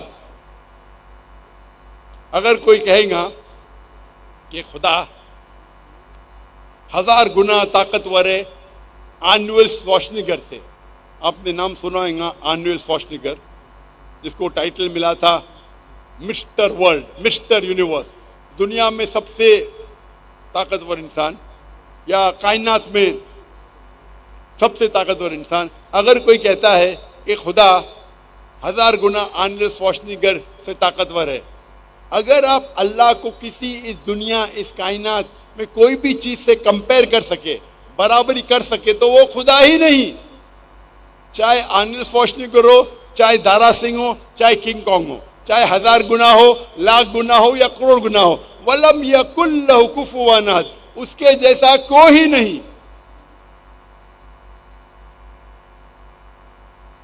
یہ 4 شرائط ہے سورہ اخلاص میں. اگر کوئی بھی انسان جس چیز کی عبادت کرتا ہے، جس کو خدا مانتا ہے، وہ اگر اس 4 شرطوں پہ اترتا ہے سورہ اخلاص کے، ہم مسلمان کو کوئی گلا شکوہ نہیں ماننے کے لیے کہ وہ خدا ہے. تو یہ سورہ اخلاص خدا کو جانچنے کا طلسمہ ہے، ٹچ سٹون ہے. تو جب مطالعہ کرتے ہیں، جو دوسری اسٹریٹجی ہے دعویٰ کی، تعالوا الی کلمۃ سواء بیننا وبینکم، آؤ ہم اس بات کی طرف جو آپ اور ہم میں یکساں ہے. سب سے پہلی بات اللہ نعبد الا اللہ، کہ ہم صرف اللہ کی عبادت کریں. میں نے ثابت کر دیا ہوں تقریباً آدھے گھنٹے سے کم میں کہ جب مطالعہ کرتے دیگر مذاہب کا، چاہے وہ ہندوازم کی کتاب ہو، یہودیت کی کتاب ہو، عیسائیت کی کتاب ہو، ہم یہ ثابت کر سکتے ہیں کہ خدا کا تصور، جو اہم تصور ہے، یہ ساری مذہبی کتابوں میں یکساں ہے کہ خدا ایک ہے.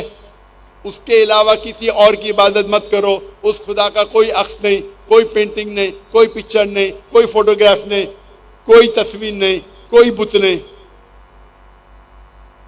تو ہم سب لوگ اس بات پہ کیوں نہ اتفاق کرے کہ خدا ایک ہے، اس کا کوئی عکس نہیں. اور اس طریقے سے کئی یکسانیت ہے. نمبر 2 اہم ہے،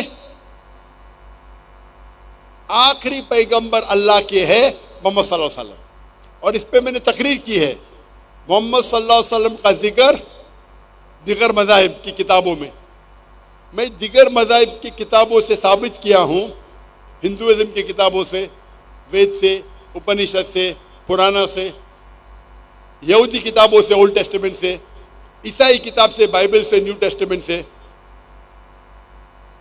پارسی کتابوں کے دھما پٹ سے، اوستا میں، بدھ کتابوں سے دھما پٹ، کہ آخری پیغمبر ساری کتابوں میں لکھا ہے کہ اللہ کے، ایشور کے، بھگوان کے، خدا کے آخری پیغمبر ہے محمد صلی اللہ علیہ وسلم.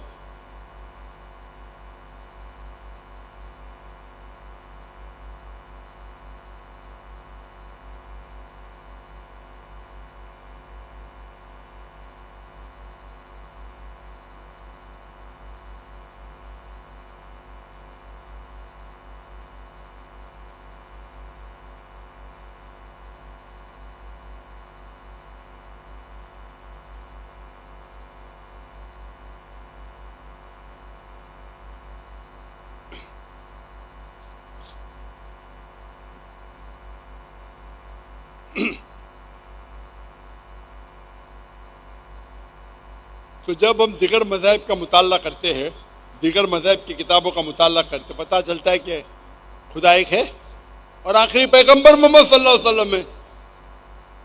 یہ 2 اہم شرائط ہے منیمم کسی کو مسلمان بننے کے لیے، تو یہ مانے کہ خدا کے اللہ علاوہ کوئی معبود نہیں، اللہ ایک ہے اور اس کے آخری پیغمبر محمد صلی اللہ علیہ وسلم ہے. اس کے علاوہ کئی یکسانیت ہے. اگر آپ میں تقریر سنیں گے، ہندوازم اور اسلام میں یکسانیت، عیسائیت اور اسلام میں یکسانیت، ان دونوں چیزیں کے علاوہ کئی یکسانیت ہے. یہ مذہب یہ بھی مانتے ہیں کہ شراب حرام ہے، ہندوازم مانتا ہے، عیسائیت مانتا ہے، اسلام میں لکھا ہے. یہ سارے مذاہب یہ بھی مانتے ہیں کہ خنزیر کھانا حرام ہے، سور کا گوشت کھانا حرام ہے، اور کئی یکسانیت ہے. وقت کی قلت ہونے کی وجہ سے میں نے صرف ایک کا ڈیمانسٹریشن دیا ہوں، اللہ نعبد الا اللہ، ہم صرف ایک اللہ کی عبادت کرو. تو جو میں دوسری اسٹریٹجی بتا رہا تھا آپ کو دعوتی میدان کی، وہ ہے یکسانیت پہ ذکر کرو. جب یکسانیت پہ ذکر کریں گے تو انشاءاللہ ہم کم از کم یہ یکسانیت پہ تو عمل کریں. جب انٹرفیتھ ڈائلاگ ہوتے ہیں اور سٹیج کے اوپر ایک مسلمان آئیں گا، ایک یہود آئیں گا، ایک عیسائی آئیں گا، ایک ہندو آئیں گا اور کہیں گا سارے مذہب ایک ہے، یہ بالکل غلط بات ہے. سارے مذہب ایک کہاں ہیں؟ اگر سارے مذہب ایک ہے تو میں کہوں گا وہ ہندو سے کیا تم مسلمان بن جائیں گے؟ میں مسلم سے کہوں گا کیا تم ہندو بن جائیں گے؟ میں ہندو سے کہوں گا کیا تم کرسچن بن جائیں گے؟ اور جواب نہیں ہے. اگر سارے مذہب ایک ہے تو مسلم کو ہندو بننے میں کیا کوئی گلا شکوہ نہیں ہونا چاہیے، ہندو کو مسلم بننے میں کوئی گلا شکوہ. تو یہ کہنا انٹرفیتھ ڈائلاگ میں کہ سارے مذہب ایک ہے بالکل غلط ہے، بالکل غلط ہے. اللہ یہ کہتے تعالوا الی کلمۃ سواء بیننا و بینکم، آؤ ہم اس بات کی طرف جو آپ اور ہم میں یکساں ہے. یکسانیت پہ تو عمل کرے. جب ہم کہتے ہیں یکساں ہے، اس کا مطلب نہیں کیا ہو بہو وہی ہے. تو انٹرفیتھ ڈائلاگ میں آپ کو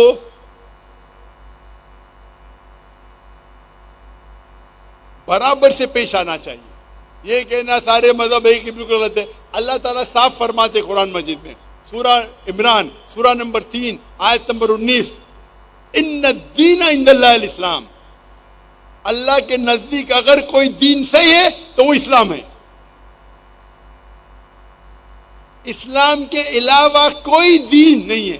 جتنے پیغمبر آئے آدم علیہ السلام سے نوح علیہ السلام ابراہیم علیہ السلام موسیٰ علیہ السلام عیسیٰ علیہ السلام محمد صلی اللہ علیہ وسلم سارے پیغمبر نے ایک ہی پیغام پہنچا ہے اسلام کا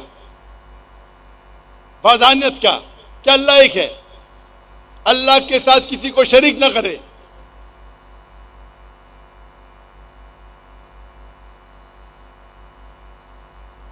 تو انٹرفیتھ ڈائلاگ میں یہ اہم ہے کہ آپ کوئی شریعت کے اصول کو نہ توڑے.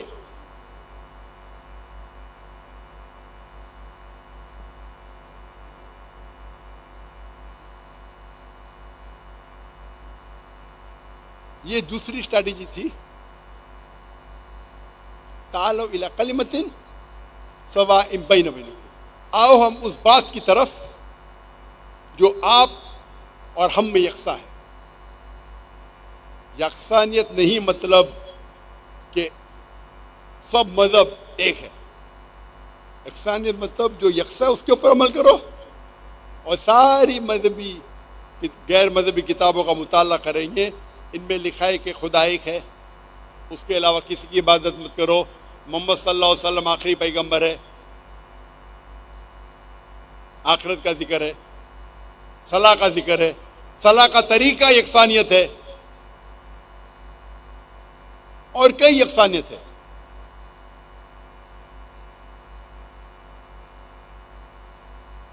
اور میں یہ بھی کہتا ہوں, میں ایک سٹیپ آگے جاتا ہوں اور کہتا ہوں کہ یہ جو قرآن کی آیت ہے یہ مسلمان آپس کے جھگڑے مٹانے کے لیے بھی یہ آیت کا استعمال کیا جا سکتا ہے. تعالوا الی کلمۃ سواء بین بینکم. آؤ ہم اس بات کی طرف جو آپ اور ہم میں یکساں ہے. ہم دیکھتے ہیں آج کے معاشرے میں کہ ہم مسلمان اکثر جھگڑا کرتے ہیں چھوٹی چھوٹی بات پہ. حالانکہ دیکھے جائے تو یکسانیت زیادہ ہے. میرے حساب سے 90% ہے, 90% ہے, 95% ہے یکسانیت. اختلاف 2%, 5%, میکسیمم 10% سے زیادہ نہیں. تو جو یکسان ہے تو اس کے اوپر تو ساتھ میں رہو.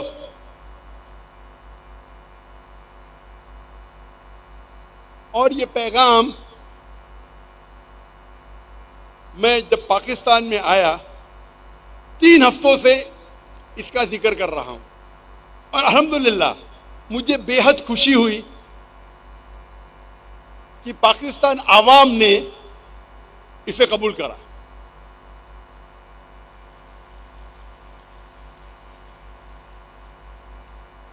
تھوڑے لوگ اختلاف ہے, وہ اختلاف تو رہیں گا ہی. تھوڑے لوگ میرے اس پیغام پہ اختلاف کیے, وہ اختلاف تو رہیں گا. جب حق کی بات کریں گے تو آپ کے خلاف کچھ نہ کچھ لوگ تو رہیں گے خلاف. اور مجھے اتنی بے حد خوشی ہوئی جب میں دیگر ادارے کی سحر کیا, ماشاءاللہ. اور یہ میرا پرانا موقف ہے, نیا نہیں ہے. پاکستان میں اس لیے آپ میری ہسٹری دیکھو, انڈیا میں بھی سیم تھا.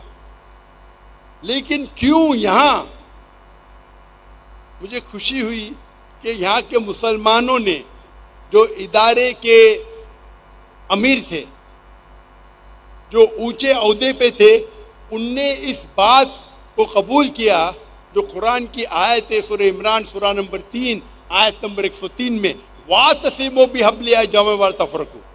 وَاعْتَصِمُوا بِحَبْلِ اللَّهِ جَمِيعًا وَلَا تَفَرَّقُوا, کہ آؤ ہم اللہ کی رسی کو مضبوطی سے پکڑے اور آپس میں نہ بٹے. اور یہ میرا پیغام ڈے ون سے ہے، جب سے میں تقریر کر رہا ہوں 1993 سے 93 94. آپ دیکھو پیغام میرا ایک ہی ہے، لیکن مجھے بے حد خوشی ہوئی کہ پاکستان میں جب میں علماء کو ملا، ان سے ذکر کیا، وہ کھلے دل سے اس پیغام کو قبول کیے. وہ یہ نہیں دیکھے کہ ذاکر بھائی ٹائی پہنتا ہے، سوٹ پہنتا ہے، ارے ذاکر انگریزی میں بات کرتا ہے.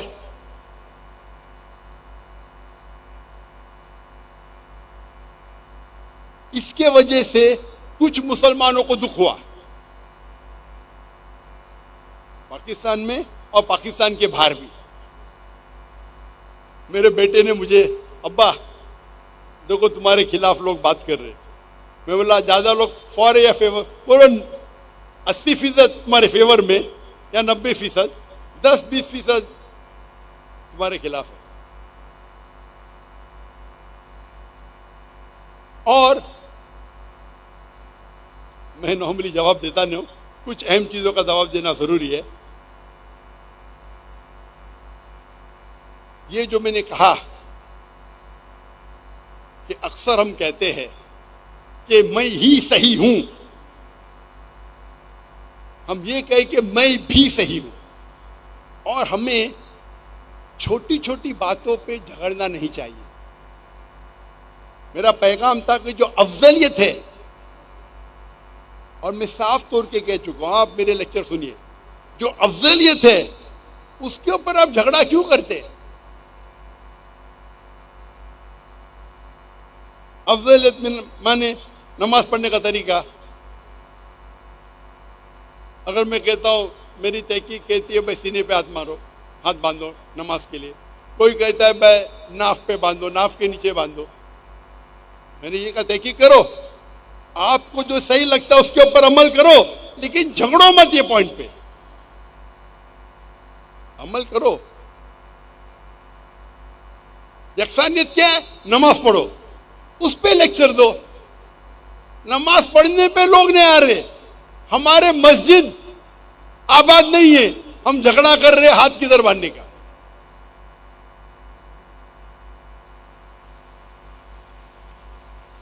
ماشاءاللہ آپ نے سن لیے، آپ نے تالی بجا دیے. میرے کچھ مسلمان بھائی یہ کہتے ذاکر بھائی انڈیا چھوڑنے کے بعد بدل گئے.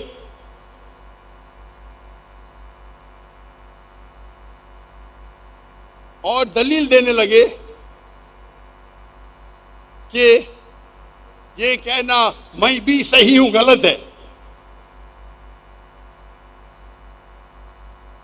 ذاکر کا فن نہیں ہے بھائی، ڈیبیٹنگ تو میرا فن ہے، لیکن میں مسلمانوں سے ڈیبیٹ نہیں کرتا ہوں.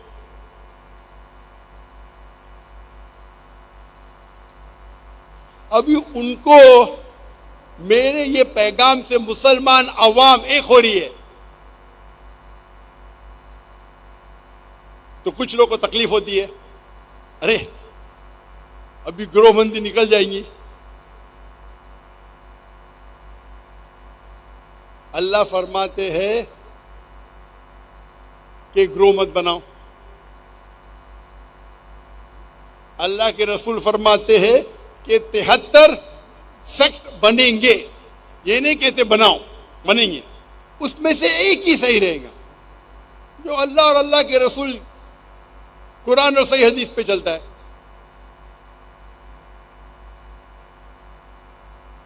آپ نے اگر میرا ڈیبیٹ سنے ہوں گے نان ویج پہ، میں نے ایک ڈیبیٹ کیا تھا نان ویجیٹیرین پہ. اس کا موضوع تھا از نان ویج فوڈ پرمیٹڈ اور prohibited for a human being. کیا ماंس کھانا، گوشت کھانا انسان کو کھانے کی اجازت ہے کہ حرام ہے؟ میرا موضوع تھا از نان ویج فوڈ، کیا انسانوں کے لیے گوشت کھانا حلال ہے کہ حرام ہے؟ اجازت ہے کیا پروہیبٹڈ ہے؟ تو جس سے میں ڈیبیٹ کر رہا تھا اس کا نام تھا رشمی بھائی زویری. اور اس نے لمبی تقریر دی میرے پہلے یہ ثابت کرنے کے لیے کہ جو ویجیٹیبلز ہے، جو بھاجی پالا ہے، وہ گوشت سے اور بہتر ہے.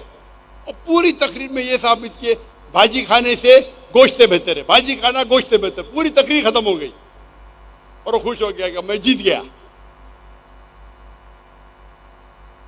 میں جب میرے اسپیچ شروع کیا میں نے یہ کہا، اور اسٹیج کے اوپر جب دو مذہبی لوگ کا ڈیبیٹ ہوتا ہے تو دونوں سائڈ سے ایک چیئرمین ہوتا ہے.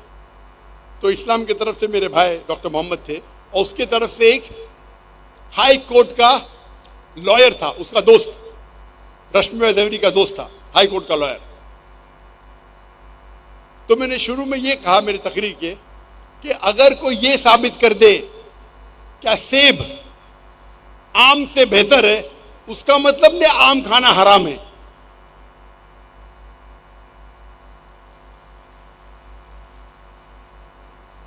میں نے کہا میرا یہ ایک الفاظ، ایک سینٹنس ڈبیٹ کو جیتنے کے لیے کافی ہے.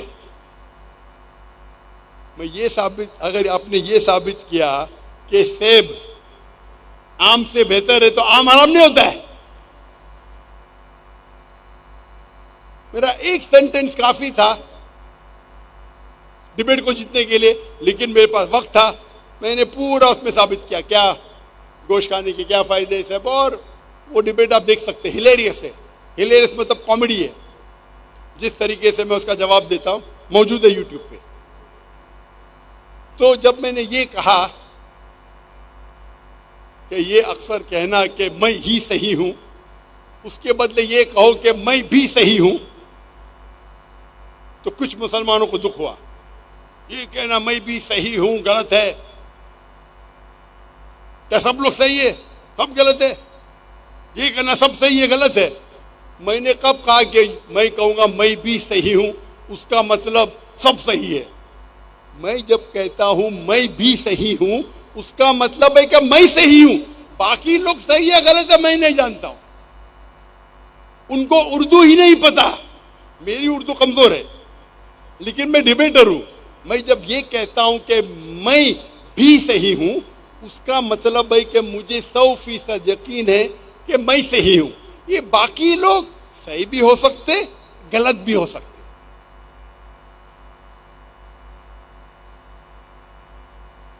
تو یہ میرے الفاظ پہ لے کے 2-3 گھنٹے کی تقریر کیے کہ ذاکر کہتا ہے میں بھی صحیح مطلب سارے فرقے صحیح ہے، یہ جانا صحیح ہے وہ میں نے کب کہا؟ میں کالی کہہ رہا ہوں تعالیٰ الی کلمۃ سواء بیننا و بینکم، آؤ ہم اس بات کی طرف جو آپ اور ہم میں یکساں ہے. انٹرفیت ڈائلاگ پہ میں یہ کبھی نہیں کہتا ہوں کہ سارے مذہب ایک ہے. یہاں ہم کو لوگ مسلمان مار رہے ہیں، وہ یہ دیکھتے نہیں کہ حنفی ہے کہ شافعی ہے کہ دیوبندی ہے کہ ندوی ہے کہ مدنی ہے کہ سلفی ہے کہ اہل حدیث ہے. مسلمان مارو اور ہم آپس میں جھگڑ رہے.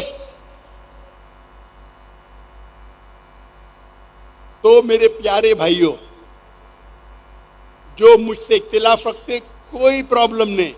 میں نے پہلے کہہ چکا ہوں کہ اگر آپ ڈاکٹر ذاکر نائک کو گالی دیں گے تو کئی قرآن میں نہیں لکھا ہے کہ ڈاکٹر ذاکر نائک کو گالی دیں گے تو جنت نہیں جائیں گے.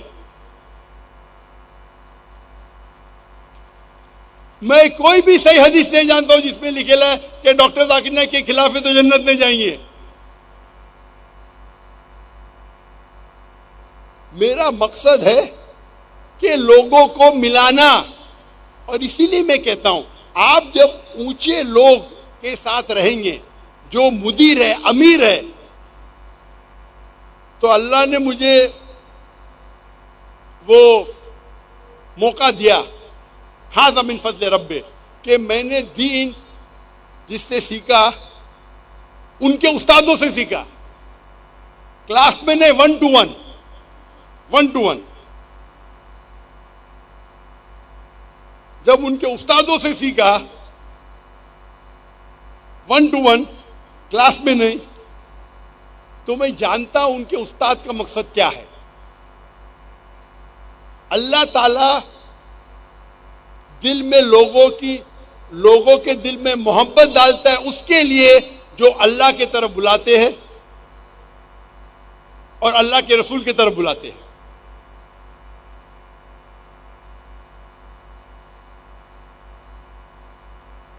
اور میں جب ریسرچ کرتا ہوں میں اپنے آپ کو ایکسٹریمسٹ کہتا ہوں. ایکسٹریمسٹ مطلب قرآن اور حدیث کو ایکسٹریملی فالو کرتا ہوں. میں سوٹ پینٹ پہنتا ہوں, مجھے پسند نہیں ہے, غیر مسلمان متاثر ہوتے ہیں. اسلام میں حرام نہیں اس لیے پہنتا ہوں, کہیں قرآن حدیث میں نہیں لکھے ٹائی پہننا حرام ہے, کچھ مسلمان کو غلط فہمی ہے.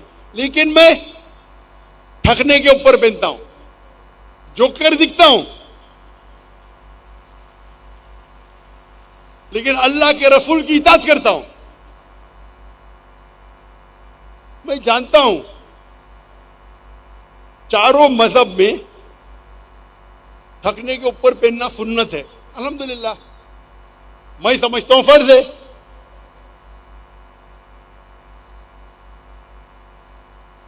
لیکن کوئی بھی مذہب یہی نہیں کہتا ہے کہ تھکنے کے اوپر پہننا حرام ہے. تو یکسانیت کیا ہے؟ تھکنے کے اوپر پہنو, افضلیت ہے یا فرض ہے, نو پرابلم. مجھے کوئی بھی مذہب آ کے یہ نہیں کہہ سکتا کہ ذاکر نائک تھکنے کے اوپر کیوں پہن رہا ہے. تو وین ڈائیگرام فالو کرو. میں کیا کرتا ہوں, ٹھکنے کے اوپر پہنتا ہوں. جتنے میرے وہاں کام کرتے ملازم سب مرد کے لیے فرض ہے. اگر آپ ڈاکٹر ذاکر نائک کے ادارے میں کام کر رہے, ٹھکنے کے اوپر پہننا فرض ہے. آپ اس کو سنت مانتے, نو پرابلم, میں اس پہ زبردستی نہیں کروں گا. یہ میرا ڈریس کوڈ ہے, ڈریس کوڈ ہے. ٹوپی پہننا فرض نہیں ہے. کچھ بولتے مباح, کچھ بولتے سننا ہے. میرے کمپنی میں اگر آپ بمبئی میں کام کرتے تھے, 500 لوگ کام کرتے تھے, اس سے تقریباً 400 مرد تھے. ہر ایک کے لیے فرض تھا داڑھی رکھنا, ٹوپی پہننا, تھکنے کے اوپر. میں یہ نہیں کہتا ہوں کہ اسلام میں فرض ہے, بالکل نہیں, بالکل نہیں کہتا ہوں. یہ میرے ادارے کا اصول ہے تاکہ لوگ اسلام کے قریب آئے. میں کوئی ادارے میں جانتا نہیں ہو سکتا ہے کہ جس میں اتنی سختی ہے کہ نماز پڑھنا فرض ہے جماعت کے ساتھ, تھکنے کے اوپر پہننا فرض ہے, سر ڈھکنا, ٹوپی پہننا فرض ہے, داڑھی رکھنا فرض ہے. کتنے بھی اچھے ملازم ہو, اس کو فالو نہیں کریں گے آپ کو ادارے سے نکالا جائے گا. میں یہ نہیں کہتا ہوں کہ اسلام میں سر ڈھکنا فرض ہے, یہ نہیں کہہ رہا ہوں. یہ میرے ادارے کا اصول ہے, میرے ادارے میں فرض ہے. اگر آپ ملازم کرتے ہیں تو میں ایک دم ایکسٹریمسٹ ہوں, ایکسٹریمسٹ ہوں. تو ہم مسلمان کو جو چیز میں یکسانیت ہے اس پہ عمل کرنا چاہیے. تو جب میں یہ کہا کہ اکثر لوگ یہ کہنا چاہیے کہ میں ہی صحیح ہوں کے بدلے میں بھی صحیح ہوں, تو میرا یہ مطلب تھا.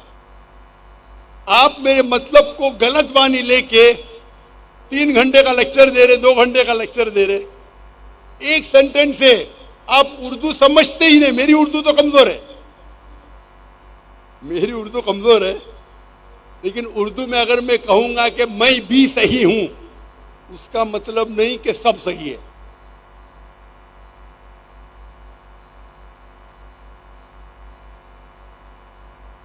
اس کا مطلب ہے کہ میں نے تحقیق کیا ہوں, میں میرے تحقیق پہ اٹل ہوں. آپ جو کہتے ہیں صحیح بھی ہو سکتا ہے, غلط بھی ہو سکتا ہے, اس پہ ہم بحث بعد میں کریں گے. وہ ایک الگ میدان ہے, اکیڈمک ڈسکشن الگ ہے. میں نہیں کہتا مت کرو, وہ ایک الگ میدان ہے. پہلا نماز کے وہاں تو لے کے آؤ. مسلمان نماز پڑھنے نہیں آ رہے. کتنے فیصد لوگ 5 بار نماز پڑھتے مسجد میں؟ اس پہ لیکچر دو.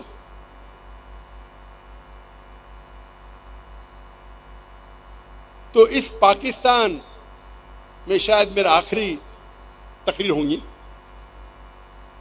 تو جس طریقے سے ماشاء اللہ دیگر ادارے جو قرآن مجید کہ ماشاءاللہ آیت پہ عمل کرے، مجھے بے حد خوشی ہو رہی ہے۔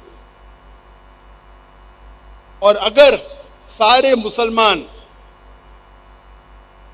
دعوت اللہ اور اللہ کے رسول کی طرف دو، قرآن اور صحیح حدیث کی طرف دو، تو 100% اختلاف حل نہیں ہوئیں گے، اکثر تو حل ہو جائیں گے۔ 100% ہمارے پرابلم حل نہیں ہوئیں گے، اکثر تو حل ہوئیں گے۔ اس کے لیے ایک الگ میدان ہے، علمی میدان۔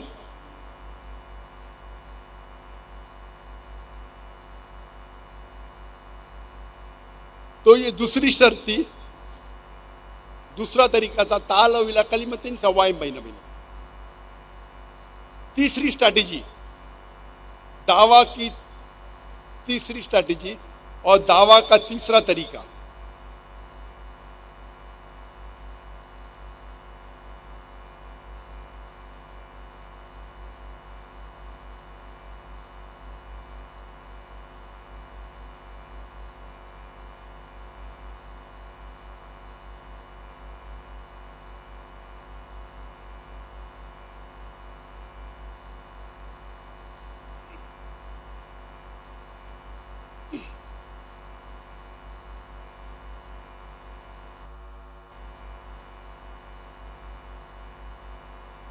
دعویٰ کا تیسری اسٹریٹجی، تیسرا اہم پہلو، تیسرا طریقہ، میں نے میرے تقریر کے شروع میں تلاوت کی تھی قرآن مجید کی آیا، سورہ نحل، سورہ نمبر 16 آیت نمبر 125، ادعو الی سبیل ربک بالحکمہ والموعظۃ الحسنہ وجادلہم باللتی احسن۔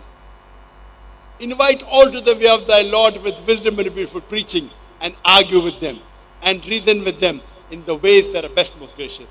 آپ لوگوں کو، سارے لوگوں کو دعوت دو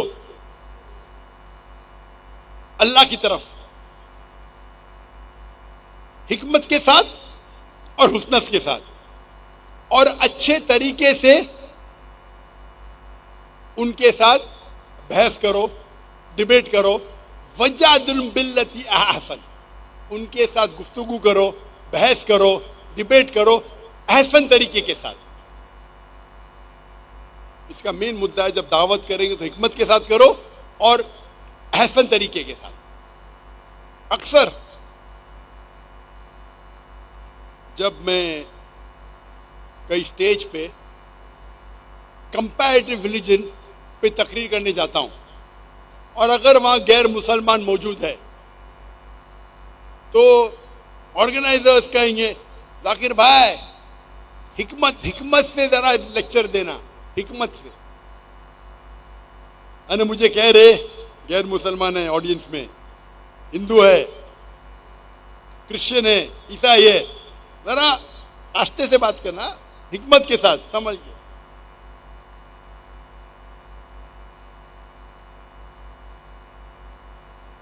وہ جب کہتے حکمت سے بات کرنا مطلب ذرا پیار سے بات کرنا، محبت سے بات کرنا، پیار سے بات کرنا، ذرا نرم آواز سے بات کرنا۔ قرآن میں نرم آواز لکھا ہی نہیں، کیا لکھا ہے؟ حکمہ۔ تو میں ان سے پوچھتا ہوں آپ اس آیت کا کانٹیکس جانتے؟ کانٹیکس مطلب اس آیت کے پہلے کیا ذکر ہے آپ کو پتا ہے؟ یہ آیت تو بہت مشہور ہے، ادعو الی سبیل ربک بالحکمہ والموعظۃ الحسنہ وجادلہم باللتی احسن۔ یہ کانٹیکس جانتے؟ بڑے مجمع میں پوچھوں گا کیا کانٹیکس، ہاتھ اوپر کرو۔ اگر آپ حافظ نہیں ہیں تو بہت کم مسلمان جانتے ہیں اس کا کانٹیکس۔ اگر آپ اسی سورہ کے رکوع کے شروع میں پڑھیں گے، سورہ نحل، سورہ نمبر 16 آیت نمبر 20 سے 20، 21، 22، اس میں لکھا ہے کہ ابراہیم علیہ السلام میں بہترین مثال ہے۔ یہ آیت کا کانٹیکس ہے، اللہ تعالیٰ فرماتے ابراہیم علیہ السلام میں ایک بہترین مثال ہے، پھر چند آیت کے بعد آتا ہے ادعو الی سبیل ربک بالحکمہ۔ آپ لوگوں کو اللہ کی طرف بلاؤ حکمت کے ساتھ اور اچھے طریقے کے ساتھ۔ کس کی مثال ہے؟ ابراہیم علیہ السلام۔ آپ قرآن مجید پڑھیں گے ابراہیم علیہ السلام نے دعویٰ کیسا کیا؟ ابراہیم علیہ السلام نے بت کو توڑا کہ نہیں؟ قرآن مجید میں لکھا ہے سارے بت کو توڑا، بڑے بت کو چھوڑ دیا۔ جب لوگ نے پوچھا ہمارے خدا کو کس نے توڑا، تو ابراہیم علیہ السلام جواب دیتے وہ بڑے بت سے پوچھو۔ تو وہ بولتے یہ بت تو بات ہی نہیں کر سکتا ہے، تو ایسا خدا جو بات نہیں کر سکتا ہے اس کی عبادت کرنا کیا فائدہ ہے؟ تو اس ٹائم حکمہ تھا کہ بت کو توڑو۔ کیا تھا؟ حکمہ۔ تو لوگ کو یہ غلط فہمی، حکمہ مطلب نرم آواز، حکمہ مطلب پیار۔ بالکل صحیح۔ اکثر حکمہ مطلب پیار سے بات کرو، اچھا بات کرو، میں اس میں کوئی دو رائے نہیں، لیکن یہ بولنا حکمہ مطلب 100% پیار سے بات کرو، 100% اچھی آواز سے بات کرو، یہ غلط ہے۔ حکمہ مطلب جس وقت پہ کیا چیز اچھی ہے، کیا چیز فائدے مند ہے، وہ چیز کہو۔ تو اس وقت ابراہیم علیہ السلام جو اللہ کے پیغمبر تھے، ان کے حساب سے بت توڑنا حکمہ تھا۔ آپ اور میں نہیں مانیں گے، وہ الگ بات ہے، وہ اللہ کے پیغمبر ہے۔ پیغمبر تھے کیا نہیں؟ میں تو کبھی ایک بت نہیں توڑا۔ ابراہیم علیہ السلام نے بت توڑا، وہ کیا تھا؟ حکمہ تھا۔ تو حکمہ کا مطلب یہ نہیں کہ ہمیشہ پیار سے بات کرو، وہ تم کو چاٹے مار رہا ہے پھر بھی آپ چپ بیٹھو، وہ لات مار رہا ہے پھر بھی چپ بیٹھو۔ حکمہ مطلب وہ چیز کرو اس وقت کے لیے کیا بہتر ہے۔ اور یہ میں مانتا ہوں اکثر جب آپ غیر مسلمان سے بات کرتے پیار سے بات کرو، اچھے طریقے سے بات کرو، لیکن کبھی کبھی جب ڈیبیٹ ہے تو آپ کو شیخ احمد دیجا جیسا بات کرنا چاہیے۔ اگر وہ قرآن میں غلطیاں نکال رہا ہے، ہم کو جواب تو دینا ہے۔ تو اکثر میری تقریر آپ پڑھیں گے یکسانیت، اسلام اور ہندوازم میں یکسانیت، اسلام اور عیسائیت میں یکسانیت۔ لیکن ولیم کیمبل نے ایک کتاب لکھی جس کے اندر وہ کہتے ہیں کہ قرآن مجید میں سائنٹیفک غلطیاں ہیں، وہ 38 غلطیاں نکالتے اور 8 سال تک کوئی بھی مسلمان اس کا جواب ہی نہیں دیتا ہے۔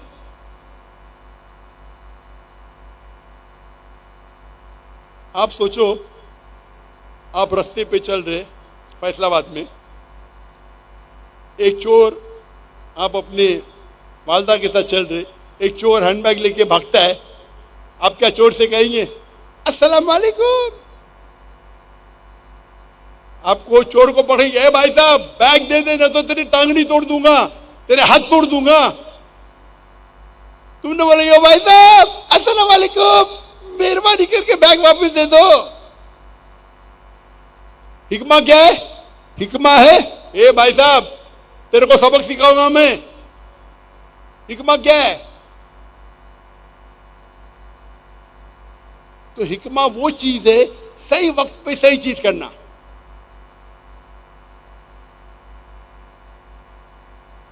تو جب غیر مسلمان سے بات کرتے بالکل بے شک اکثر آپ کو پیار سے بات کرنا چاہیے، اکثر آپ کو اچھے حسنہ طریقے سے اس کا دل جیتنا چاہیے۔ لیکن وہ ڈیبیٹ کر رہا ہے، کتاب لکھ رہا ہے، غلطیاں نکال رہا ہے۔ تو میں گیا شکاگو 2000 میں 1 اپریل میں، اس ٹائم میں نوجوان تھا، ابھی بھی جوان ہوں ماشاءاللہ۔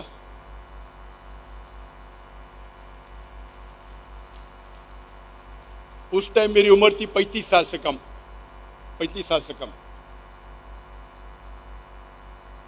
اور وہ جب قرآن میں غلطیاں نکال رہا ہے، 8 سال سے کوئی مسلمان جواب نہیں دیا۔ وہ کتاب کا استعمال کر رہے ہیں امریکہ میں، یورپ میں، قرآن میں 38 غلطیاں ہیں سائنٹیفک۔ آپ کا قرآن اللہ کا کلام نہیں ہے۔ تو میں باکسنگ میچ میں جاؤں گا تو باکسنگ میچ میں کیا ایسا ماروں گا؟ باکسنگ میچ میں ناک آؤٹ پنچ